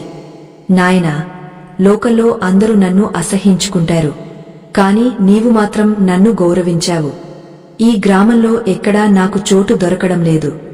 నీవు పాటించే ఆ 4 పనులు నన్ను ఈ ఊరి నుండి వెళ్లగొడుతున్నాయి అని చెప్పింది. ముఖ్యంగా రాత్రి పడుకునే ముందు వంటగది శుభ్రంగా ఉంచడం వల్ల నాకు ఆకలి తీరడం లేదు. దీపం వెలుగు వల్ల నాకు కళ్ళు కనిపించడం లేదు. పాదాలు కడుక్కోవడం వల్ల నేను మీ శరీరంలో ప్రవేశించలేకపోతున్నాను. ధనానికి గౌరవం ఇవ్వడం వల్ల నేను ఆ ధనాన్ని పాడు చేయలేకపోతున్నాను. నీవు ఈ రహస్యాలను లోకానికి వెల్లడి చేస్తే నా పరిస్థితి ఏమిటి అని ఆమె ప్రశ్నించింది. ధర్మగుప్తుడు ఒక్క క్షణం ఆలోచించి, అమ్మా, నీవు ఎక్కడ ఉండాలో అక్కడ ఉండు, కాని ధర్మం తప్పిన వారి ఇళ్లలో మాత్రమే నీవు నివసించు. ఈ రహస్యాలను పాటించే వారిని మాత్రం వదిలిపెట్టు అని కోరాడు. అలక్ష్మి ఆ మాటలకు ఒప్పుకుని అక్కడి నుండి వెళ్లిపోయింది. ఆ రాత్రి జరిగిన ఈ సంభాషణ ధర్మగుప్తుడికి ఒక విషయాన్ని స్పష్టం చేసింది. దారిద్ర్యం అనేది బయట నుండి వచ్చేది కాదు, మన అలవాట్ల వల్ల మనం ఆహ్వానించేది. మనం చేసే ఆ 4 పనులు అలక్ష్మికి మన ఇంట్లో చోటు లేకుండా చేస్తాయి. ఈ విషయాన్ని అతను తన శిష్యులకు, గ్రామస్తులకు వివరించాడు. అయితే మారుతున్న కాలంతో పాటు మనుషులు మళ్లీ ఈ నియమాలను విస్మరిస్తారని అతనికి తెలుసు. అందుకే అతను ఒక శాశ్వతమైన పరిష్కారాన్ని ఆలోచించాడు. ఆ పరిష్కారం ఏమిటో, అది నేటి తరం వారికి ఎలా ఉపయోగపడుతుందో మనం తెలుసుకోవాలి. కాలం ఎంత మారినా ప్రకృతి నియమాలు మారవు కదా. కాలచక్రం గెరగెర తిరుగుతోంది. మానవ జీవితంలో వసంతాలు వస్తుంటాయి, హేమంతాలు వెళ్తుంటాయి, కాని ధర్మగుప్తుడు నేర్చుకున్న ఆ పరమ సత్యం మాత్రం శాశ్వతంగా నిలిచిపోయింది. తన అనుభవాల ద్వారా అతను గ్రహించిన ఆ 4 రహస్యాలను కేవలం ఒక అలవాటుగా కాకుండా ఒక జీవన యజ్ఞంగా మార్చుకోవాలని అతను సంకల్పించాడు. ఒకనాడు సాయం సంధ్యా వేళ ఆకాశం సింధూర వర్ణంలో మునిగి తేలుతున్నప్పుడు ధర్మగుప్తుడు తన శిష్యులను మరియు గ్రామస్తులను పిలిచి ఒక గంభీరమైన ప్రసంగం చేశాడు. ఓ పుణ్యాత్ములారా, మనం చేసే ప్రతి పని వెనుక ఒక శక్తి ఉంటుంది. ఆ శక్తిని మనం ఎలా మలుచుకుంటామనే దానిపైనే మన భవిష్యత్తు ఆధారపడి ఉంటుంది. రాత్రి పడుకునే ముందు మనం చేసే ఆ పనులు కేవలం భౌతికమైనవి కావు, అవి మన ఆత్మను ప్రకృతితో అనుసంధానం చేసే సూత్రాలు అని వివరించాడు. మొదటి రహస్యమైన వంటగది శుభ్రత గురించి చెబుతూ, వంటగది అనేది కేవలం ఆహారం సిద్ధం చేసే చోటు కాదు, అది మన ప్రాణాలను నిలిపే అమృత నిలయం అని అన్నాడు. అన్నం పరబ్రహ్మ స్వరూపం. ఆ అన్నాన్ని వండే పాత్రలు, ఆ ప్రదేశం అపవిత్రంగా ఉంటే మనం తినే ఆహారం విషతుల్యం అవుతుంది. రాత్రి వేళ ఎంగలి పాత్రలను అలాగే వదిలేయడం వల్ల ఆ ఇంట్లో ప్రతికూల ప్రకంపనలు మొదలవుతాయి. అపరిశుభ్రత ఉన్న చోట లక్ష్మీదేవి సోదరి అయిన జ్యేష్ఠాదేవి నివసిస్తుంది. ఆమె ప్రవేశించిన ఇంట కలహాలు, అప్పులు, మనస్తాపాలు నిత్యకృత్యం అవుతాయి.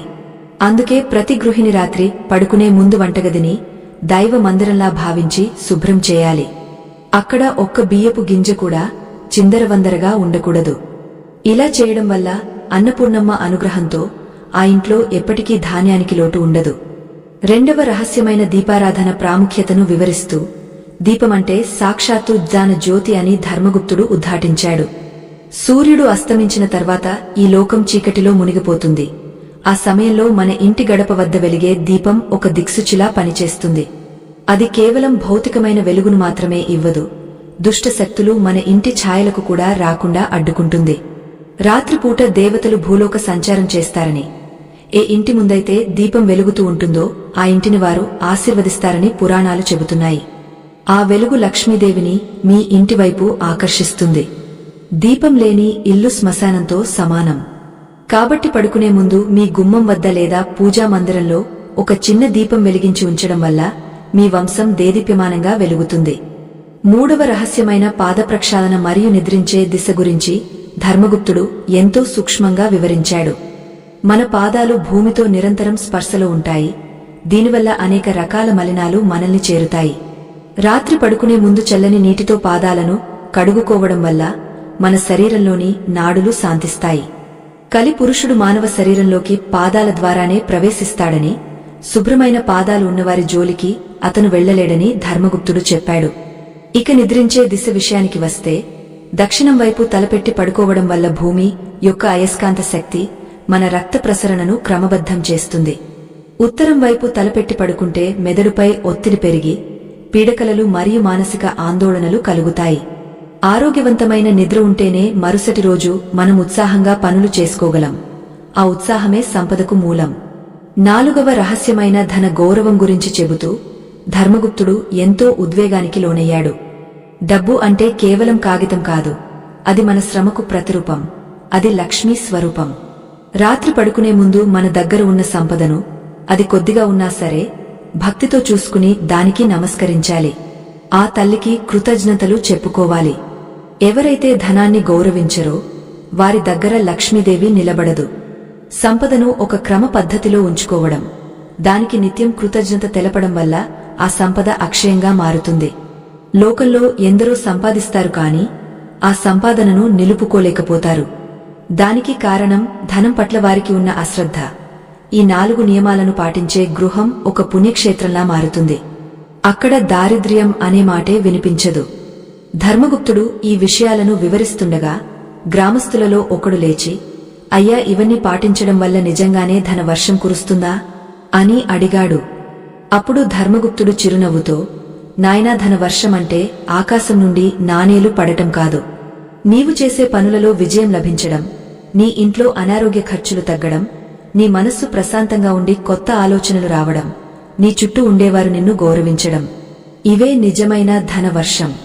ఈ 4 పనులు నీ క్రమశిక్షణను పెంచుతాయి, నీలో దైవత్వాన్ని నింపుతాయి. ఎక్కడైతే క్రమశిక్షణ మరియు దైవత్వం ఉంటాయో అక్కడ సంపద దానంతటా అదే వస్తుంది. ఇది సృష్టి నియమం, దీనిని ఎవరు మార్చలేరు అని బదులిచ్చాడు. ఆ మాటలకు ఆ గ్రామస్థుడు సంతృప్తి చెంది తాను ఆ నియమాలను పాటిస్తానని మాట ఇచ్చాడు. గ్రామమంతా ఇప్పుడు ఒక కొత్త వెలుగుతో నిండిపోయింది. రాత్రి సమయాల్లో ఆ ఊరి వీధులన్నీ దీపకాంతులతో వెలిగిపోతున్నాయి. ప్రతి ఇంట్లోనూ వంటగది శుభ్రతను ఒక పవిత్ర కార్యంగా భావిస్తున్నారు. జనం తమ అలవాట్లను మార్చుకోవడం వల్ల వారి జీవన ప్రమాణాలు పెరిగాయి. పూర్వమున్న కలహాలు తగ్గిపోయి అందరూ సుఖ సంతోషాలతో ఉంటున్నారు. ధర్మగుప్తుడు చెప్పిన ఈ రహస్యాలు కేవలం ఆ గ్రామానికే పరిమితం కాలేదు, చుట్టుపక్కల ఉన్న రాజ్యాలకు కూడా పాకాయి.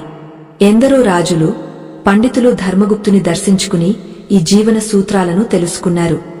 సంపద అనేది కేవలం అదృష్టం వల్ల వచ్చేది కాదని, అది మన నిత్య కృత్యాల ద్వారా మనం సంపాదించుకునే ఒక శక్తి అని అందరికీ అర్థమైంది. అయితే ఆధ్యాత్మిక ప్రయాణంలో ధర్మగుప్తుడు తన భార్య సుగుణకు ఒక ప్రత్యేకమైన విషయాన్ని చెప్పాడు. సుగుణ, ఈ 4 పనులు చేయడం వల్ల లక్ష్మీదేవి మన ఇంటికి వస్తుంది. కాని ఆమె మన ఇంట్లోనే స్థిరంగా ఉండాలంటే మనలో గృహలక్ష్మి అనే లక్షణముండాలి. గృహలక్ష్మి అంటే కేవలం భార్య మాత్రమే కాదు, ఆ ఇంట్లో ఉండే ప్రేమ మరియు కరుణ. ఎక్కడైతే తోటి మనిషి పట్ల దయ ఉంటుందో, ఎక్కడైతే అతిథి సత్కారం జరుగుతుందో అక్కడ లక్ష్మీదేవి తన నివాసాన్ని శాశ్వతం చేసుకుంటుంది. మనం రాత్రి పడుకునే ముందు ఈ పనులు చేస్తున్నప్పుడు మనలో అహంకారం ఉండకూడదు. నేను ఈ పనులు చేస్తున్నాను కాబట్టి నాకు ధనం రావాలి అనే కోరిక కంటే ఈ పనులు చేయడం నా ధర్మం అనే భావన ఉండాలి. అప్పుడే ఆ తల్లి మనల్ని పూర్తిగా అనుగ్రహిస్తుంది. సుగుణ తన భర్త మాటలకు పరవశించిపోయింది. వారు తమ వంశం కోసం, లోక కళ్యాణం కోసం ఈ రహస్యాలను ఒక గ్రంథ రూపంలో భద్రపరిచారు. ఆ గ్రంథమే తరతరాలుగా మానవాళికి మార్గదర్శకంగా నిలుస్తోంది. నేటి ఆధునిక కాలంలో మనం వీటిని మర్చిపోతున్నాం. అందుకే మన ఇళ్లలో శాంతి కరువవుతోంది, సంపాదన ఉన్నా సంతోషముండటం లేదు. కాని ఎప్పుడైతే మనం తిరిగి మన మూలాల్లోకి వెళ్తామో, ఎప్పుడైతే మనం ఈ 4 రహస్యాలను ఆచరించడం మొదలు పెడతామో అప్పుడు మళ్లీ మన ఇళ్లలో ధన వర్షం కురుస్తుంది. ఆ తల్లి లక్ష్మీదేవి తన కరుణా కటాక్షాలను మనపై కురిపిస్తుంది. ఆ దివ్యమైన అనుభూతిని పొందడానికి మనమందరం సిద్ధం కావాలి. ఆ రాత్రి ధర్మగుప్తుడు తన కిటికీ నుండి ఆకాశం వైపు చూశాడు. నక్షత్రాలు ఎంతో ప్రకాశవంతంగా మెరుస్తున్నాయి. ప్రకృతి అంతా ఒక నిశ్శబ్ద సంగీతాన్ని ఆలాపిస్తోంది. తనకు ఈ రహస్యాలను బోధించిన ఆ యతివరేణ్యుడు ఎక్కడ ఉన్నాడో అని అతను మనసులో తలచుకున్నాడు. అప్పుడు గాలిలో మళ్లీ ఆ దివ్యమైన సుగంధం వ్యాపించింది. యతివరేణ్యుడి చిరునవ్వు అతని కళ్ల ముందు కదిలింది. నాయనా, నీవు నీ కర్తవ్యాన్ని నెరవేర్చావు. ఈ విజ్ఞానాన్ని లోకానికి పంచావు. ఇక నీ ప్రయాణం ఉన్నత లోకాల వైపు సాగాలి అని ఆ వాణి పలికింది. ధర్మగుప్తుడు తన 2 చేతులను జోడించి ఆ దివ్యవాణికి నమస్కరించాడు. అతని జీవితం పరిపూర్ణమైంది. అతను సాధించిన సంపద ఇప్పుడు లోకానికి వెలుగును ఇస్తోంది. ధర్మగుప్తుడు ఆ దివ్యవాణిని విని తన్మయత్వం చెందాడు. సంపద అంటే కేవలం బాహ్యమైన వస్తువు కాదని, అది ఒక యోగమని అతనికి అర్థమైంది. ఆ రాత్రి అతను తన గదిలో కూర్చుని ఆలోచిస్తుంటే ఒక అద్భుతమైన సత్యం అతనికి స్ఫురించింది. మనం చేసే ప్రతి పని ఒక బీజం వంటిది. అది కాలక్రమేణా మహావృక్షమై ఫలితాలను ఇస్తుంది. రాత్రిపూట మనం పాటించే ఆ 4 నియమాలు కేవలం మన ఇంటిని శుభ్రం చేయడం మాత్రమే కాదు, మన అంతరాత్మను పరమాత్మతో అనుసంధానం చేసే సాధనాలు.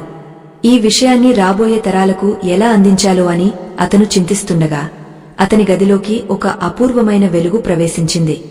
ఆ వెలుగులో అతనికి ఒక దృశ్యం కనిపించింది. భవిష్యత్తులో మానవులు యంత్రాలతో సమానంగా జీవిస్తూ తమ మూలాలను మర్చిపోతారని అతనికి అర్థమైంది. వారు పెద్ద పెద్ద భవనాల్లో నివసిస్తారు కాని వారి మనస్సుల్లో శాంతి ఉండదు. కోట్ల రూపాయలు సంపాదిస్తారు కాని ఆ సంపదను ఎలా అనుభవించాలో వారికి తెలియదు. ముఖ్యంగా రాత్రి వేళలను వారు అపవిత్రం చేసుకుంటారని, దానివల్ల రోగాల బారిన పడతారని అతను గ్రహించాడు. ఆ సమయంలోనే తాను నేర్చుకున్న ఈ 4 రహస్యాలు మానవాళికి మళ్లీ అవసరమవుతాయని అతనికి అనిపించింది. అందుకే ఆ సత్యాలను మళ్లీ మననం చేసుకోవడం మొదలుపెట్టాడు. మొదటి రహస్యమైన వంటగది శుభ్రత గురించి అతను మళ్లీ ఆలోచించాడు. వంటగది అనేది కేవలం ఆహారం వండే ప్రదేశం కాదు, అది కుటుంబ సభ్యులందరికీ శక్తినిచ్చే యజ్ఞశాల. రాత్రి వేళ అక్కడ ఎంగలి పాత్రలను వదిలేయడం వల్ల వచ్చే ఆ ప్రతికూల శక్తి మరుసటి రోజు మనం వండే ఆహారంపై ప్రభావం చూపుతుంది. ఆహారం తిన్నవారి బుద్ధి మందగిస్తుంది, వారిలో కోపం మరియు అసూయ పెరుగుతాయి. అందుకే వంటగదిని శుభ్రం చేయడమంటే మన కుటుంబం యొక్క ఆరోగ్యాన్ని మరియు బుద్ధిని రక్షించుకోవడమే. ఈ చిన్న నియమం మన ఇంట్లో లక్ష్మీదేవి యొక్క సాత్వికతను నిలబెడుతుంది. 2వ రహస్యమైన దీపారాధన గురించి ధర్మగుప్తుడు ఒక కొత్త విషయాన్ని తెలుసుకున్నాడు. ఇంటి ముందు వెలిగే ఆ చిన్న దీపం ఒక సంకేతం. మన ఇంట్లోకి దేవతలను ఆహ్వానించడానికి ఇచ్చే ఒక పవిత్రమైన పిలుపు అది. చీకటి అనేది కేవలం కాంతి లేకపోవడం కాదు, అది నెగటివ్ ఎనర్జీకి నివాసం. రాత్రి పడుకునే ముందు ఇంటి ద్వారం వద్ద దీపం వెలిగించడం వల్ల ఆ వెలుగు మన ఇంటిని ఒక రక్షణ కవచంలా కప్పి ఉంచుతుంది. ఏ దుష్ట శక్తి కూడా ఆ కాంతిని దాటి లోపలికి రాలేదు. ఆ వెలుగు చూసి పితృదేవతలు సంతోషించి మనకు సద్బుద్ధిని ప్రసాదిస్తారు.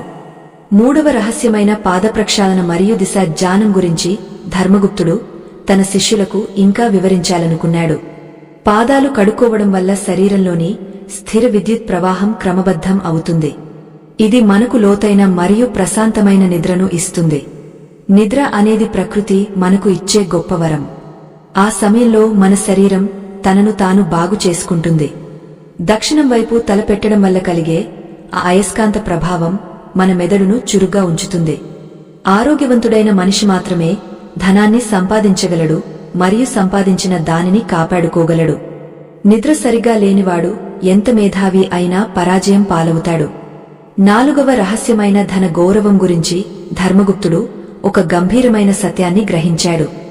మనం దేనిని ప్రేమిస్తామో అది మన దగ్గరకు వస్తుంది, దేనిని గౌరవిస్తామో అది మన దగ్గర నిలుస్తుంది. ధనాన్ని గౌరవించడం అంటే అహంకారంతో ప్రదర్శించడం కాదు, అది మనకు లభించిన ఒక దివ్య ప్రసాదంగా భావించడం. రాత్రి పడుకునే ముందు మన దగ్గర ఉన్న సంపదను తాకి నమస్కరించడం వల్ల మనలో ఉన్న లోభత్వం పోతుంది, కృతజ్ఞత భావం పెరుగుతుంది. కృతజ్ఞత ఎక్కడ ఉంటుందో అక్కడ లక్ష్మీదేవి తన అష్టరూపాలతో కొలువై ఉంటుంది. ఈ 4 పనులు మనిషిని దారిద్ర్యం నుండి ముక్తిని ప్రసాదించి ఐశ్వర్యవంతుడిని చేస్తాయి. ధర్మగుప్తుడు ఈ విషయాలను ఒక తాళపత్ర గ్రంథంపై రాయడం మొదలుపెట్టాడు. ఆ రాత్రి అతను రాస్తున్న ప్రతి అక్షరం ఒక నక్షత్రంలా మెరుస్తోంది. అతని పక్కనే కూర్చున్న సుగుణ, నాథా, ఈ జ్ఞానం కేవలం మనకే పరిమితం కాకుండా లోకంలోని ప్రతి గడపకు చేరాలి. ఏ ఇంట్లో అయితే ఆకలి చావులుంటాయో, ఏ ఇంట్లో అయితే అప్పుల బాధలుంటాయో అక్కడ ఈ రహస్యాలు వెలుగును నింపాలి అని పలికింది. ధర్మగుప్తుడు ఆమె వైపు చూసి చిరునవ్వు నవ్వి, అమ్మా సుగుణ, నీ కోరిక నెరవేరుతుంది. ఈ నియమాలు పాటించే ప్రతి గృహం ఒక వైకుంఠంగా మారుతుంది అని దీవించాడు. గ్రామంలో తెల్లవారుజామున ఒక అద్భుతం జరిగింది.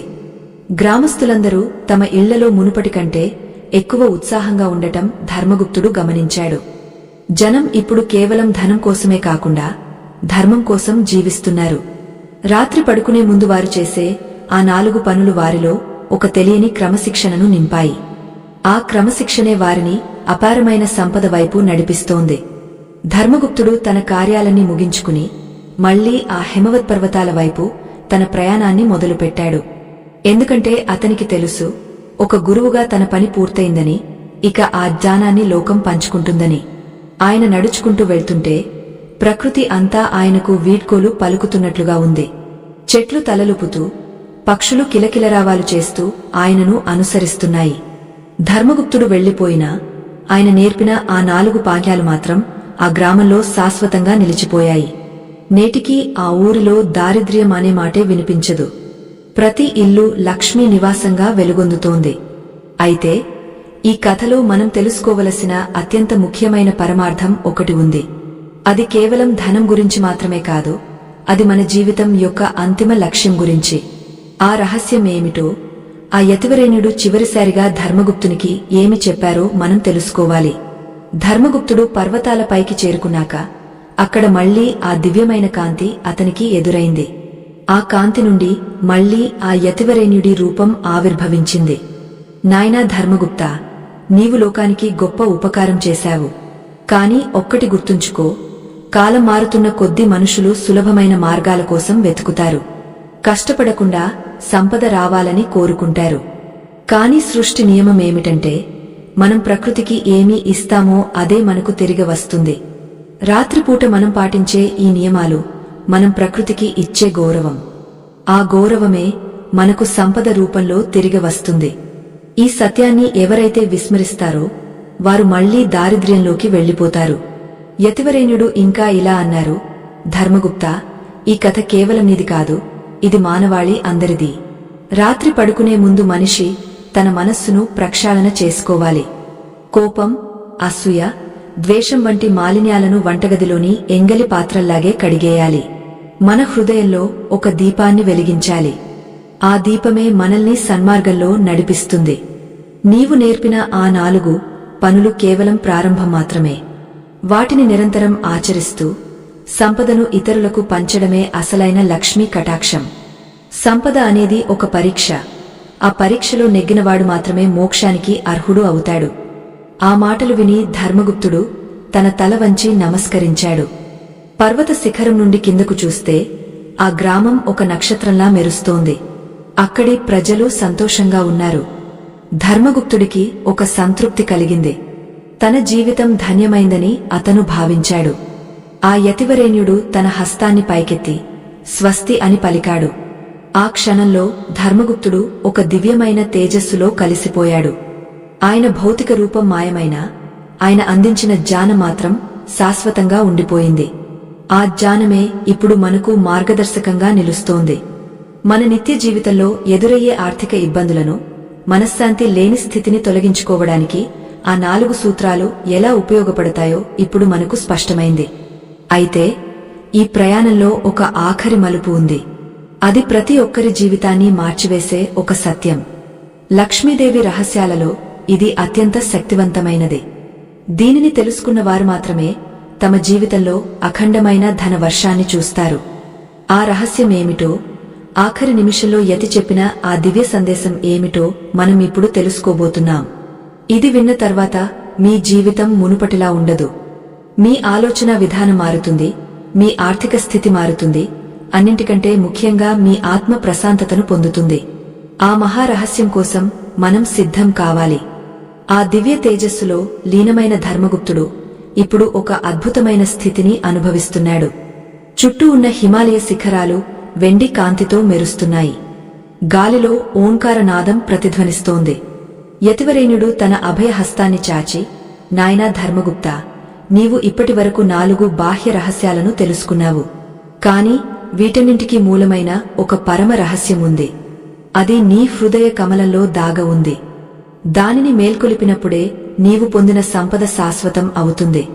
ఆ రహస్యమేమిటంటే, నీవు చేసే ప్రతి పనిలోనూ ఆ జగన్మాతను దర్శించడం మరియు నీవు పొందిన దానిని సమాజానికి తిరిగి ఇవ్వడం. నాయనా, లక్ష్మీదేవి ఎప్పుడూ ఒకే చోట స్థిరంగా ఉండదు అని అజ్ఞానులు అంటారు. కాని ఆమె సత్యం, ధర్మం మరియు దయ ఉన్న చోట నీడలా వెన్నంటే ఉంటుంది. నీవు రాత్రి పడుకునే ముందు వంటగదిని శుభ్రం చేసినప్పుడు అది కేవలం పాత్రల శుద్ధి కాదు. అది నీ మనస్సులోని అహంకారాన్ని కడిగివేసే ప్రక్రియ. నీవు ఇంటి ముందు దీపం వెలిగించినప్పుడు అది కేవలం చీకటిని తొలగించడం కాదు. అది నీలోని అజ్ఞానాన్ని దహనం చేసి జ్ఞాన జ్యోతిని వెలిగించడం. నీవు పాదాలను కడుక్కుని సరైన దిశలో నిద్రించినప్పుడు అది కేవలం శారీరక నియమం కాదు. అది ప్రకృతి శక్తులతో నీ ఆత్మను అనుసంధానం చేయడం. మరియు నీవు నీ సంపదకు నమస్కరించినప్పుడు అది ధనం పట్ల మోహం కాదు. అది ఆ తల్లి నీకు ఇచ్చిన బాధ్యతను గుర్తించడం. ఈ 4 పనులు క్రమం తప్పకుండా చేసే మనిషి నిద్రలో కూడా యోగ స్థితిలో ఉంటాడు. అటువంటి వానికి లక్ష్మీదేవి స్వయంగా దాసి అవుతుంది. కాని ఈ రహస్యాలన్నీ ఒక ఎత్తు. ఆఖరిగా నేను చెప్పబోయే సత్యం మరొక ఎత్తు. అది విన్నప్పుడు నీవు ఈ సంసార సాగరాన్ని సులభంగా దాటగలవు. ఆ సత్యమే నీ జీవితానికి అసలైన గమ్యం. దానిని గ్రహించినవాడు ఈ భూమిపై నడిచే దైవంతో సమానమని యతి తన గంభీర స్వరాన్ని మరింత పెంచారు. ఆత్మబంధువులారా, ఈ కథ ద్వారా మనం తెలుసుకోవలసిన అత్యంత ముఖ్యమైన పరమార్థాన్ని వివరించే ముందు ఒక చిన్న విన్నపం. ఈ ధర్మ యజ్ఞంలో మీ సంపాదనలో కొంత భాగాన్ని వినియోగించడం వల్ల మీకు అపారమైన పుణ్య ఫలం దక్కుతుంది. మా ఈ ప్రయత్నాన్ని గౌరవించి మాకు మద్దతు ఇవ్వాలనుకునేవారు ఇప్పుడు స్క్రీన్ మీద కనిపిస్తున్న స్కానర్ని స్కాన్ చేసి మీ శక్తి మేరకు తోడ్పాటును అందించవచ్చు. ఇక ఇప్పుడు మన జీవితాలనే మార్చివేసే ఆ కీలకమైన ముగింపుని విందాం. ఇది ప్రతి ఒక్కరూ తెలుసుకోవాల్సిన అసలైన సత్యం. యతివరేణ్యుడు ధర్మగుప్తుని కళ్లలోకి తీక్షణంగా చూస్తూ ఇలా అన్నారు, నాయనా, అసలైన సంపద అంటే బంగారం, వెండి కాదు. అది మన హృదయంలో ఉండే తృప్తి. ఎవరైతే రాత్రి పడుకునే ముందు తమ శత్రువులను క్షమించి తాము చేసిన తప్పులకు పశ్చాత్తాపం చెంది లోకమంతా సుఖంగా ఉండాలని కోరుకుంటారో వారి హృదయం ఒక దివ్యమణిలా మారుతుంది. ఆ మణి కాంతికి మహాలక్ష్మి పరవశించిపోతుంది. అప్పుడు ఆ తల్లి కేవలం నీ ఇంటి బయట దీపంగా కాదు, నీ అంతరంగంలోనే జ్యోతిగా వెలుగుతుంది. అప్పుడు నీవు తాకిన ప్రతిదీ బంగారం అవుతుంది. నీవు పలికిన ప్రతి మాట వేదమంత్రం అవుతుంది. దారిద్ర్యం అనేది జేబులో డబ్బు లేకపోవడం కాదు, అది మన ఆలోచనలో ఉంటుంది.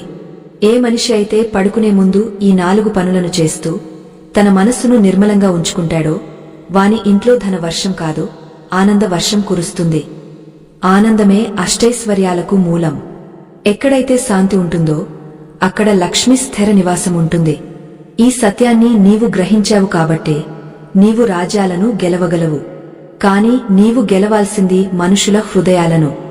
నీవు నేర్చుకున్న ఈ విద్యను ప్రపంచానికి పంచు. అది నీవు ఆ తల్లికి ఇచ్చే అసలైన కానుక అని యతి ఉద్ఘాటించారు. ఆ మాటలు విన్న వెంటనే ధర్మగుప్తుడికి ఒక దివ్య దర్శనం కలిగింది. ఆకాశం నుండి పుష్పవృష్టి కురిసింది. కోటి సూర్యుల ప్రభతో మహాలక్ష్మి ప్రసన్నమైంది. ఆమె తన 4 చేతులతో ధర్మగుప్తుని ఆశీర్వదించింది. నాయనా, నీ భక్తికి, నీ క్రమశిక్షణకు నేను ప్రసన్నమయ్యాను. ఈ లోకంలో ఎవరైతే రాత్రి పడుకునే ముందు వంటగదిని శుభ్రం చేసి దీపాన్ని వెలిగించి పాదప్రక్షాళన చేసి తమ సంపాదనకు కృతజ్ఞత తెలుపుతారో వారి ఇంట నేను శాశ్వతంగా ఉంటాను. వారి వంశం 10 కాలాల పాటు సుఖ సంతోషాలతో తులతూగుతుంది అని ఆ తల్లి స్వయంగా వరమిచ్చింది. ధర్మగుప్తుడు ఆ దివ్యకాంతిలో తన్మయత్వం చెందాడు. యతివరేణ్యుడు తన నిజ స్వరూపాన్ని చూపారు. ఆయన సాక్షాత్తు దత్తాత్రేయ స్వామి. ఆయన చిరునవ్వు చిందిస్తూ అంతర్ధానమయ్యారు. ధర్మగుప్తుడు హిమాలయాల నుండి కిందకు తిరిగి వచ్చాడు. కాని ఇప్పుడు అతను పాత ధర్మగుప్తుడు కాదు. అతను ఒక జ్ఞాని, ఒక ధాత, ఒక మహనీయుడు. ఆయన తన జీవితాంతం ఆ 4 రహస్యాలను లోకానికి బోధించాడు. ఆయన ఉన్న గ్రామం, ఆయన నడిచిన నేల సస్యశ్యామలమైంది. నేటికి మనం ఆచరించవలసిన ధర్మసూత్రాలు ఇవే. మనం ఆధునిక యుగంలో ఉన్న యంత్రాల మధ్య జీవిస్తున్నా ప్రకృతి నియమాలు మారవు. రాత్రి పడుకునే ముందు ఆ 4 పనులు చేయడమంటే మన సంస్కృతిని, మన ఆరోగ్యమును, మన సంపదను కాపాడుకోవడమే. ఎవరైతే ఈ మాటలను నమ్మి ఆచరిస్తారో వారి జీవితాల్లో మార్పు రావడం ఖాయం. లక్ష్మీదేవి అనుగ్రహం కేవలం ధన రూపంలోనే కాదు, ఆరోగ్యం, ప్రశాంతత మరియు సంతాన సౌఖ్యం రూపంలో కూడా లభిస్తుంది. ఈ కథను విన్న ప్రతి ఒక్కరూ ఆ తల్లి కరుణా కటాక్షాలకు పాత్రులు కావాలని కోరుకుందాం. సంపద అనేది ఒక ప్రవాహం. అది మన ద్వారా ఇతరులకు చేరినప్పుడే దానికి సార్థకత లభిస్తుంది. హిమవత్పర్వతాల నుండి వీచే ఆ చల్లని గాలి, గంగానది పవిత్ర జలాలు మరియు మన పెద్దలు అందించిన ఆధ్యాత్మిక రహస్యాలు మనల్ని ఎప్పుడూ రక్షిస్తూనే ఉంటాయి. ధర్మగుప్తుని కథ మనకు ఒకే విషయాన్ని చెబుతోంది. అది నిరంతర సాధన మరియు కృతజ్ఞత. మనం పడుకునే ముందు చేసే ఆ చిన్న పనులే మన తలరాతను మారుస్తాయి. కాబట్టి ఆత్మీయ బంధువులారా, నేటి నుండే ఈ నియమాలను పాటించండి. మీ ఇంట ధన వర్షం కురిపించమని ఆ మహాలక్ష్మిని ప్రార్థించండి. సనాతన ధర్మం చూపిన బాటలో నడవండి. ఐశ్వర్యవంతమైన జీవితాన్ని అనుభవించండి. లోకా సమస్తా సుఖినో భవంతు. ఈ కథా ప్రయాణం ఇక్కడితో సంపూర్ణమైనదే. స్వస్తి.